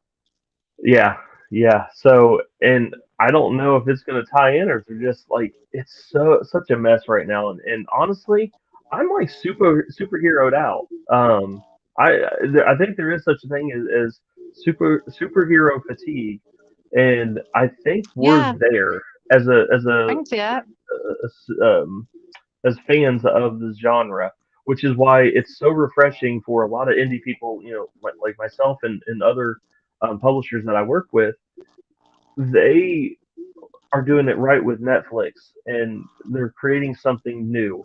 And it's been teased that there's a in talks. There's a series called We Live. I actually Mm. had the chance to do an exclusive cover for them, but they're in talks, I guess, with Netflix because they just posted a little teaser. Here, just going to drop this right here, and it's just the Netflix logo. And I'm like, that's normally their hint, like we're in talks or we're in production, which is amazing because it's a killer storyline. Whether it's going to be live action, animated, we don't know yet. But the fact that something new that was a comic book, much like The Walking Dead, it Yeah. started off as a comic and it turned into an entire fan base franchise. So as much as I love the superhero genre, I like when something other than that makes it into mainstream and to me succeeds. Now, I think that makes actually a good segue, so to speak, for the Mhm. next question that I had. Um, our producer did pull up a picture, of your prow, and I know like he is like the good guy, so Mhm. to, he's the good guy in the series. Wait, or before I get into that, the producer said, "Love Batman, but Batman does not glitter." Yeah, he goes, "But Batman does not glitter. Hard to get past the vampire in the Dark Knight's mask." He says Clooney and West, or I'm Batman Well and Keaton. Well, but gosh, now I knew the name. Now my brain is out there. Is one of my favorite actors too. I am not doing that. What's his name? Did you play Batman? Yes, my brain. Uh, Oh my Christian Bale? gosh, Christian Bale. I Yeah. loved him as Batman. Oh yeah, he I was a great Batman. Yeah, I think he was great. I even liked him very much, just his entire character throughout the movie, Mhm. even not just all the way through. I think Yeah. he made a credible Batman to me, Oh, he did. He because I did. could see him being the classy, the suave guy, able to sit down, Mhm. with whatever, world class individuals and have a meal and have all this and that. But at the same time, I could see him like, the dark side, like, oh, you think you got away with that? And Yes, just and like I come think at you from the backside. they did really good with him with having the action side of things. He did great, but they kind of lost the fact that like he's a detective. Batman's a detective first and foremost, which is what the Yeah, Robert Pattinson movie did very well. And what the older movies, like what producer just put up, one of the things that I think people forget about those is the bat nipples on the suit. Those are unforgettable. So I'm yeah. so glad they got rid of those. Um, very glad. and they should never come back. But yeah, I love like the fact that comics are getting more attention thanks to Hollywood and thanks to these movies. I feel like okay, they're wringing this rag dry, But they're and doing it nonstop. yeah, and I don't want that to hurt our industry. Not saying You that it almost can't even will. keep up with the movies. You really can. That's why I'm like, well, I'm just going to pick and choose or wait till it comes to Disney Plus. If I care enough about something, I'll go see it on opening day, like I did Scream. I didn't want that ruined for me. But if Fury of the Gods gets ruined, oh well, I don't care. It's not going to hurt my feelings. Um, but yeah, so I think yeah, I really like the whole you know, let's look at other stuff other than superhero um, in the mainstream stuff, which is kind of what I'm hoping eventually happens with this bad boy. Well, that's why I was kind of wondering about that. Now, I'm a fan of like the underworld movies. So of course, I like the lichens, and I mean, I mean, right or wrong, I had empathy for the lichens. I really did. Mm-hmm. So I don't know if like, did you, I don't know. I like when you said, there's all like the werewolves are always bad guys, and I know like we have, actually think they have them right up towards Eaton, Ohio, as a matter of fact, too. But I know like up through the Germantown area in Carlisle, we have like the Dogman sightings. Dogman sightings, yep. Yeah, and literally, my family lives on EB Road, so all that whole Twin Parks, the Twin Metro Parks area, they've been sighted there repeatedly between Butter Street and EB and all this. Mm-hmm. So I'm one of those people like who says that they're natural. Wow, that's great My wife work. got me these. These were prints from Get out. Amazon. Yeah, so I'm like, yep, those are going up. I love, Wow. yeah. Those would, I was gonna say those would be great hanging up. So where, yeah, exactly. Oh yeah. So and you have so many people talking about them as monsters and this and that, and I thought, what if they're not monsters though? What if they're just, like this is what I'm, this is who I am, but I'm really not. I'm really a great, person inside, or great entity inside. Yeah, I have candy. I'm nice. Yeah. I'll sit that. But yeah, So where I see like your like, character is, he's not a bad werewolf. He's the good guy. He is a is good he guy. more of a vigilante type, or is he? He is. He's more of a vigilante. He has a lot of. He's got a mixed relationship with his town. Growing up in a really small town, it's easy to kind of get lost because in the whole everybody knows everybody's business. It's easy to get your feelings hurt because everyone knows everyone's business, and they're like, well, so and so. Alex's pride for his what his grandfather did. His grandfather was a key player in the community. He was one of the biggest now, owners. Is Alex his human form? Yeah, Alex is the main character's I'll make sure people know. Yeah, Alex is the main character's name. His grandfather was the founder of a fabrication factory that sort of helped build this town. And he not only was he a really good businessman, but he was a very generous donor to other people's dreams. So, say there was someone that wanted to open a small business, he would help them, but he would never do it pridefully. He would do it humbly and quietly. Well, after he passed, Alex felt like my grandfather did a lot for this town, but they're not recognizing him. It's been a year in the story right now, where the story starts off. It's been a year since his grandfather passed, and there's not even a bench in the park with his name on it, and that doesn't sit right. So Alex has a lot of which I think all of us would identify with that. We'd have empathy with that. Yeah.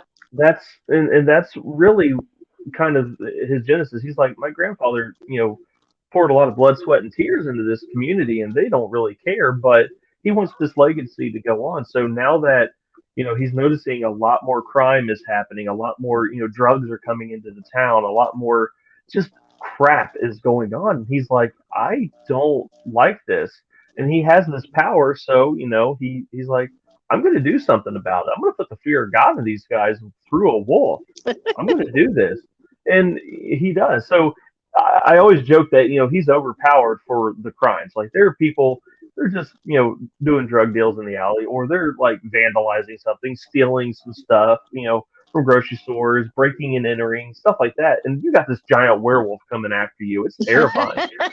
So I'm like, I will it never is take a over. Kit Kat again.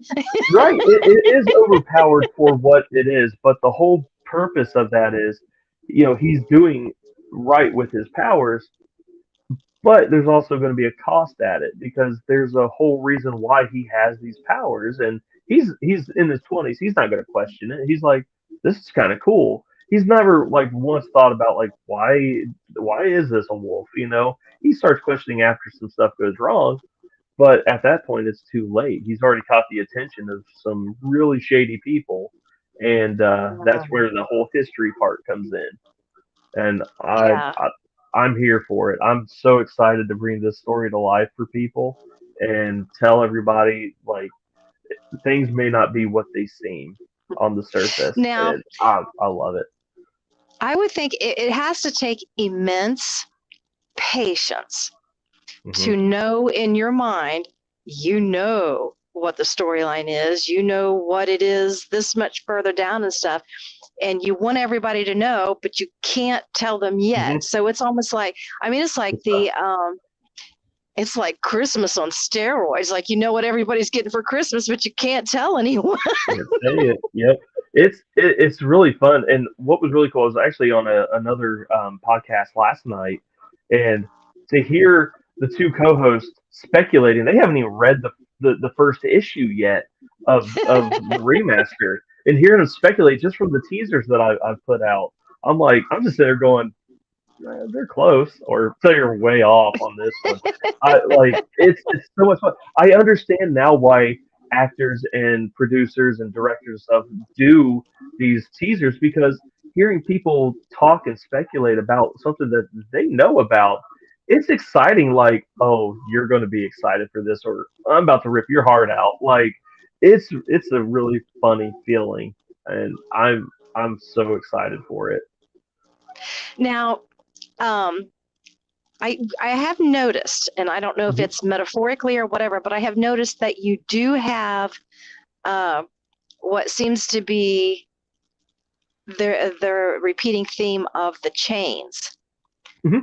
Is that a metaphoric, like him keeping himself in check and in control, or is that more so, or can you even say? Chains, chains are just dope, but no, Yeah, they um, are. no.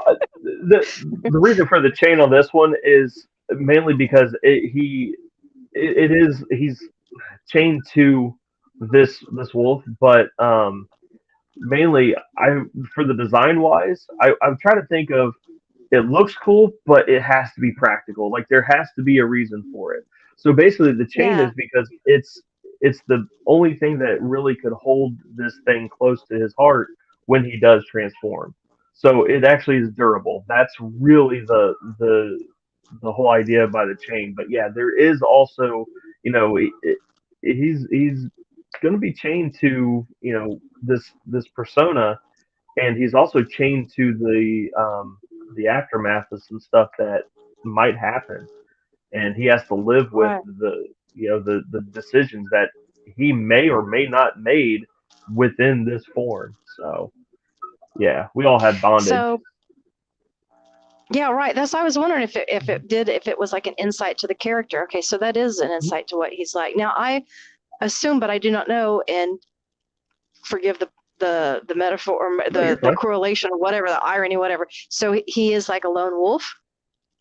Yeah, yep. He is a lone wolf. He has a best friend named Nate, who was actually introduced in issue 2. Um, Nate is going to be play. He is a history teacher in Toledo. He's going to be playing the voice for the The readers. city that So is history. yeah. So he is the guy that will help discover things and like point things, key things out. So if there's something like if I want the reader to question something, Nate's probably going to have the answer for you because you need one of those type of characters that um, is kind of you're thinking it, but you can't ask the character. So there's someone in story that can help be that voice for you. Oh, okay. So that's Mhm. pretty cool. So when you when you decide, and I assume it sounds like you make your outline of Mhm. how you want things to go, and then you go back in basically with each point of the outline and fill them in. But at the same time, it looks like um, you're not just considering it from an artist's perspective. When you're doing your outline, you're also considering it from the reader's perspective. It sounds like. Always. Yeah, one thing that I do, I still do everything with post-it notes. So I have a big whiteboard on my wall, and I will plot out, the story arc A, B, and C, and I'll hit the beats, and then I'll ask, okay, so this is the event. So what happened because of this event, or what happened to derail this event? It's just a really fun Yeah. way to tell the story, but ultimately, I want the readers to be invested. I mean, when you're watching a TV show or watching, anything, even in documentaries and stuff, you're invested in who these people are, what they did, and why. That Yes. why is the biggest question. I want somebody to be able to relate to Elena, who's the character that you saw in that one scene where she's kneeling on the ground. Um, Yes. she's got a whole big story that will be playing out throughout the entire series, not just the first volume, but overall. Um, I want people to relate and cheer her on as she develops. There's other characters that I know are coming that are very relatable in today's world, and ultimately, I want them to, you know, cheer them on, but I want them, to load these villains as well. I want them to cheer our good guys on as they're, taking on these bad guys, or like if the bad guys win at some point, I want the people to be like, oh no, like that almost. Yeah. I want them to be invested and feel it. So when I am writing characters, they not only have to have a point in the plot, but they also have to have a point, you know, for the readers. And I've had a lot of help writing this stuff. I have a really good friend that I do all her book covers. She's a novel author out of Nashville. Her name is Erica Martin. She Mhm. has helped me so much with telling stories. And the hardest question she asked me when I tell her, like, hey, I'm thinking of this happening in the story. What do you think? She goes, that's cool, but why? And I have to think, like, oh God, who That's knew three little very letters? actually.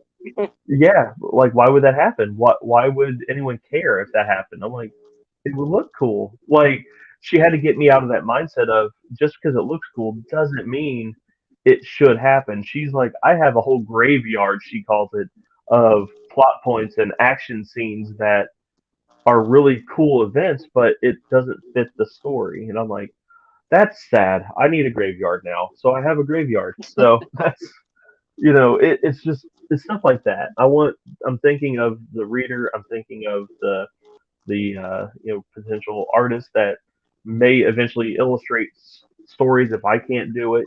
I'm just thinking of all of it. And in so many ways, it's almost like an art is imitating life type perspective. Hmm. Yeah. Now, Yeah. Like, how would I'm trying to see what we need to read the comments for Adam. I can't see what they are. Um, yeah, he's telling me to read something. I must not have had something. My For some reason my feed actually isn't yeah, I don't, regenerating. Now, I don't what see. while I have time, so I was wondering, how can people reach out to you, like after the show? How can they, find out about your books or your artwork, Yeah. and So, reach you on social media and any of those, yeah. and future events and upcoming events and stuff that you have? So the fastest way is through my website. It's midnight27studios.com. It has my show listing on there, has my commission prices, and it also has my store. So you can purchase prints and books that I've worked on and everything. Right now, Prowl is not on there. That's Hmm. because that is on Kickstarter as of right now. We have 5 days left of the campaign. It was funded within 48 hours of launch. Wow, I that's a I lot set of a faith. goal. See, that's good. It That's is. awesome. I, I've had I had a goal of $1,000, and I thought to myself, in 20 days, if I get 2,000, that's awesome. So I put two stretch goals of at 2,000 where you'll get a keychain like this. You get a little keychain of the Prowl logo, and then you'll get a wristband, a Prowl wristband. I wear one all the time. I already have everything. So I'm like, yeah, let's, if we 2,000 people get a wristband and a keychain. Well, we blew Yeah. past that. The last I checked, I was at 2,500 right now. So if we hit 3,000, everyone's going to get an exclusive trading card featuring, Prowl from the story. That's And something that's, I wanted to mention really quick too. While I do yeah. have you on before the show ends and stuff, we've got about 5 minutes left. Something I did want to say, Okay.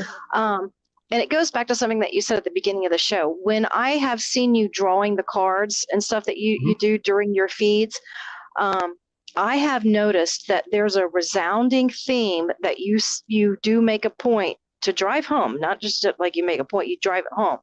You can do this. This can Oh, be yeah. you. If you absolutely think that you can't make a living at this, you can. And the way I've seen you say that, you're probably one of the most encouraging artists Oh, that and I've that's everybody's got like the little hobby and things and this and that in the world. I actually travel to the museums and stuff in the world. I love art. And that is oh, yeah. just one of the most I don't know what you're gonna call it, inspiring. It's one of the most Yeah. inspiring things that I have seen an artist do. Usually it kind of runs the opposite. Hmm. Sometimes you get a little bit of you get a lot of the opposite of that with some people, but it's just like, well, this just do we just haven't had enough showings yet, or something or whatever. But Hmm. um, you're so encouraging to other people to get out there and just find their voice as far as the art will goes and their technique and their ability and to trust in themselves. That's just really super cool of you. Yeah. Well, thank you. I mean, I have all the faith that this works. 'Cause the thing is, I've hit my own rough patches. I've I've been like down where I have no work, and then all of a sudden I'm flooded, and I have to shut off commissions. I have to turn people away, and it becomes a huge blessing. So I'm like, you know what? Like I said, I'm nothing special. I was in a very small town, and I just had a dream to do I've this. actually And rode the horse to the drive-through of the bank in that town oh yeah, yeah, with my yeah. aunt and Eaton. I really have with my aunt Faye. Oh, yeah. So it's like I've absolutely I'm a big advocate for treat people right. Be kind, deliver your promises, and if you're going to be behind, it's okay. Tell them. Life happens. They understand, and if they don't understand, that tells more about them than you. Because if Yeah, you have an emergency and you're like, hey, I'm going to be behind on this project or this commission. I wanted to get it done today, but I had some stuff come up. Chances are they're going to be more appreciative that you told them than just radio silence. I've had the opportunity to work with so many different writers and publishers that I've gotten rid of the bad ones. I don't work with them anymore, which is one of the best things about working for yourself is you can fire your customers. You don't have to say yes to people. I yeah, say that's yes to the ones probably that a lot care. of freedom right there. It is. It's great. And you get to pick and choose who you want to hang out with and associate with. Because yeah, there are a lot of people that they have their nose in the air because they've been in the industry for thousands of years. And I'm like, look Yeah. here, you're drawing on paper, dude. Like you're not that. You're not. You may know people, but come on. I want to see everybody succeed. I my one of my our biggest thing is yeah. one of our people asked, I really can't remember what was the name of the actor that played Robin alongside Adam West. I have no idea. Burt Ward. Who is Burt Ward? Who who is Burt Ward? He's a big Yeah, you have dog to say fan. it as He who he is. he has a kennel. Yeah, he has a dog kennel. Yep. Really? Hmm. Yep. Wow, that's interesting. A lot of them get into like the really. Actually, I was just recently reading about William Shatner and the horses and stuff because my brother-in-law and them is big into the Hmm. Tennessee Walkers and stuff. So, how that's fascinating. I didn't even know that. Yeah. Now, Yeah. do you have any upcoming events that you have that's I going to do. be available soon? The biggest one that I have right now. I need to look at my phone. The biggest one I have coming up is May 6th, with his free comic book day. and that is like the Nerds Black Friday. I love it. I'll be at Bell Book and Comic in Dayton. My buddy Stuart Sager will be there. That's Dayton, Another Ohio. If anybody's, Dayton, yeah. Ohio. My buddy Stuart will be there. I'll be there. My good friend John, he's an up and coming artist. He'll be there. And who else am I missing? Oh, Brian Neeford, who may have the cover for Prowl exclusively for Bell Book and Comic. Just saying. Wow. Yeah. Just saying. So that's the biggest one.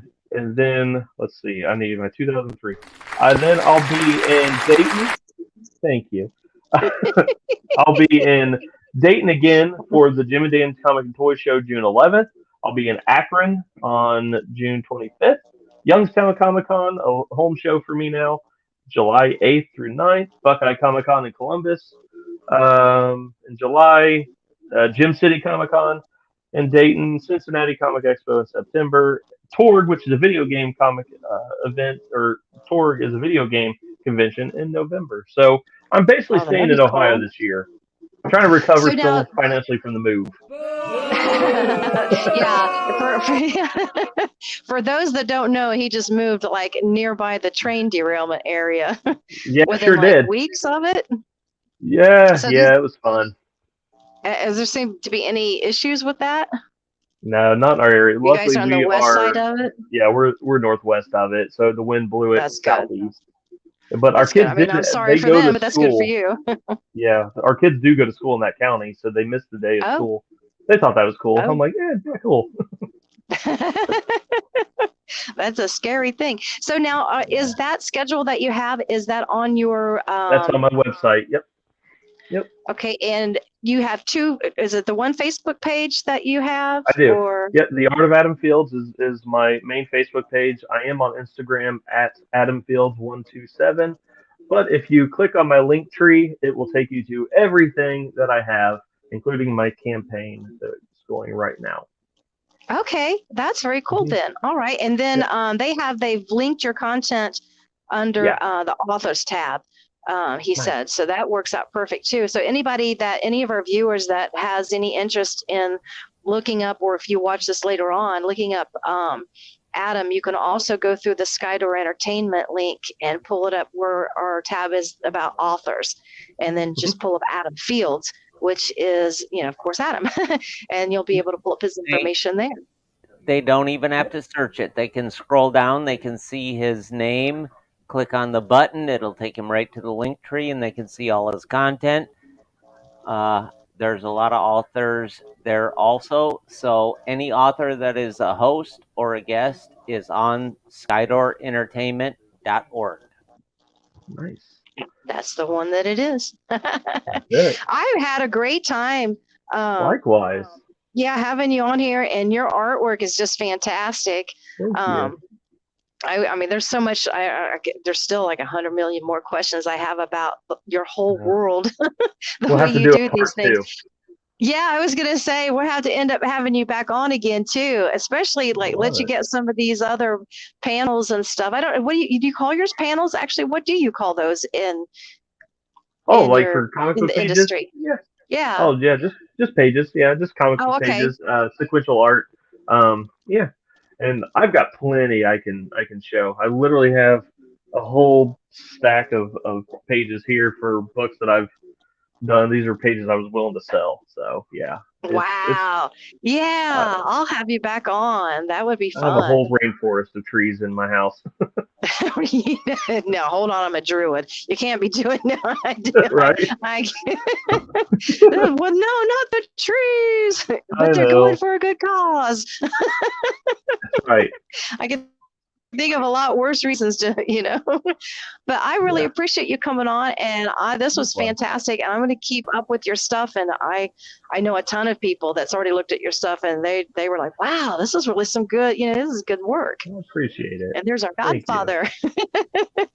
Does he know that we're seeing him? I try. The godfather. Yeah, I know you see me. I say, there's the godfather.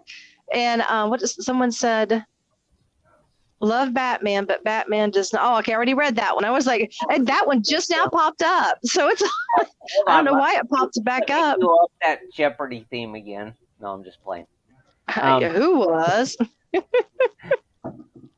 Do you want to plug tomorrow night show real quick? Oh, yeah, I forgot about that. Yeah. David, what is your show tomorrow night? I've not even had a chance to look because I'm going to tell you what, it's been a very interesting day, to say it at the least.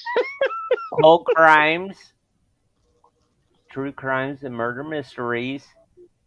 We are doing the Zodiac Killer. Oh, What is your sign? I'm a Sagittarius, but you know what? There's no killing going on. Well, Although we do have an archery, which that keeps coming up in everything. That's interesting too. I keep It's having gonna be archery things coming up lately. it's going to be a really great show. I sent between me and Phoenix, we sent in paperwork to the FBI together, and we've got information that's pretty critical that might bust it wide open. Wow. I have see, and Also, he knows that I'm somebody's I've never watched these shows. I don't watch the murder shows. I don't watch any of that stuff. So to me, I don't even know who the Zodiac Killer is. So all this stuff is new to me. And I know everybody in the world's going, what? Are you serious? Yeah, actually, I haven't even had a television in my house for almost 15 years and just started bringing it in for the sole purpose of researching on YouTube. I've got That's- kids. I have to have a TV and internet. We have to have Bluey in the house. No way. Oh, mine are old Bluey. enough. I'm past that, thank God. But yeah, my nieces knows? are all over Bluey. Adam knows. Louis. Oh, You can't I- complain about Bluey. My kids grew up in the Teletubby era. yeah, At least that was my Bluey era. has conversations. I grew up on Darkwing Duck, for crying out loud. Right. Mutant Darkwing Duck. the originals. Yeah. Gargoyles, Darkwing Duck. I'm pushing 40 this year. Like, I'm gonna be 39 this year. Like, don't test me. Like, for the era that we stubbed a toe, whatever. Yeah. Yeah, we rub dirt in it. Yeah, no kidding. Yeah. Right? Go swim it off. You'll be all right. Yeah. But Yeah, here's- no, we got a lot of information on that. Also, Skydor Entertainment is going to go live on a special premiere on Saturday from South Carolina with Rex, who is the founder of All Out Paranormal and a host and owner of Skydor Entertainment. And he's going to be out there. They're on a 2-week deal out there. They're going to do an 8-day investigation at the mill out there in South Carolina. That's going to be fun. Oh, wow. Cool. So stay tuned. I don't know when the guys are going to go live, but stay tuned. We're going to have it ready to go. And make sure you like, share, and follow, because it's going to be something that's phenomenal. It's That would be really neat. I'll watch that. all right. I'm going to let you deal with your show. I'm going to get out of here. All right. That's it. The Vino. In and out, just like that. Well, I love it. Yeah, like what? Well, I really appreciate your time and stuff today. Oh, And thank I've you. had, even with all the storms and stuff, my dog going crazy. Actually, I didn't think we was going to be able to do it because I thought she was going to jump on me, but she chilled out and I had a great time. Aw. That's fantastic. Yeah, Well, I thank would you. like to have you back on and stuff. You know, we Absolutely. can go over a lot of the pages. I thought they was called panels, but yeah, we'll go over the different pages and things. Yeah. And Yeah, I'll keep up with you. I'm going to keep sharing your, works also. Thank you. And I've been Yeah, missing like your I said, lives.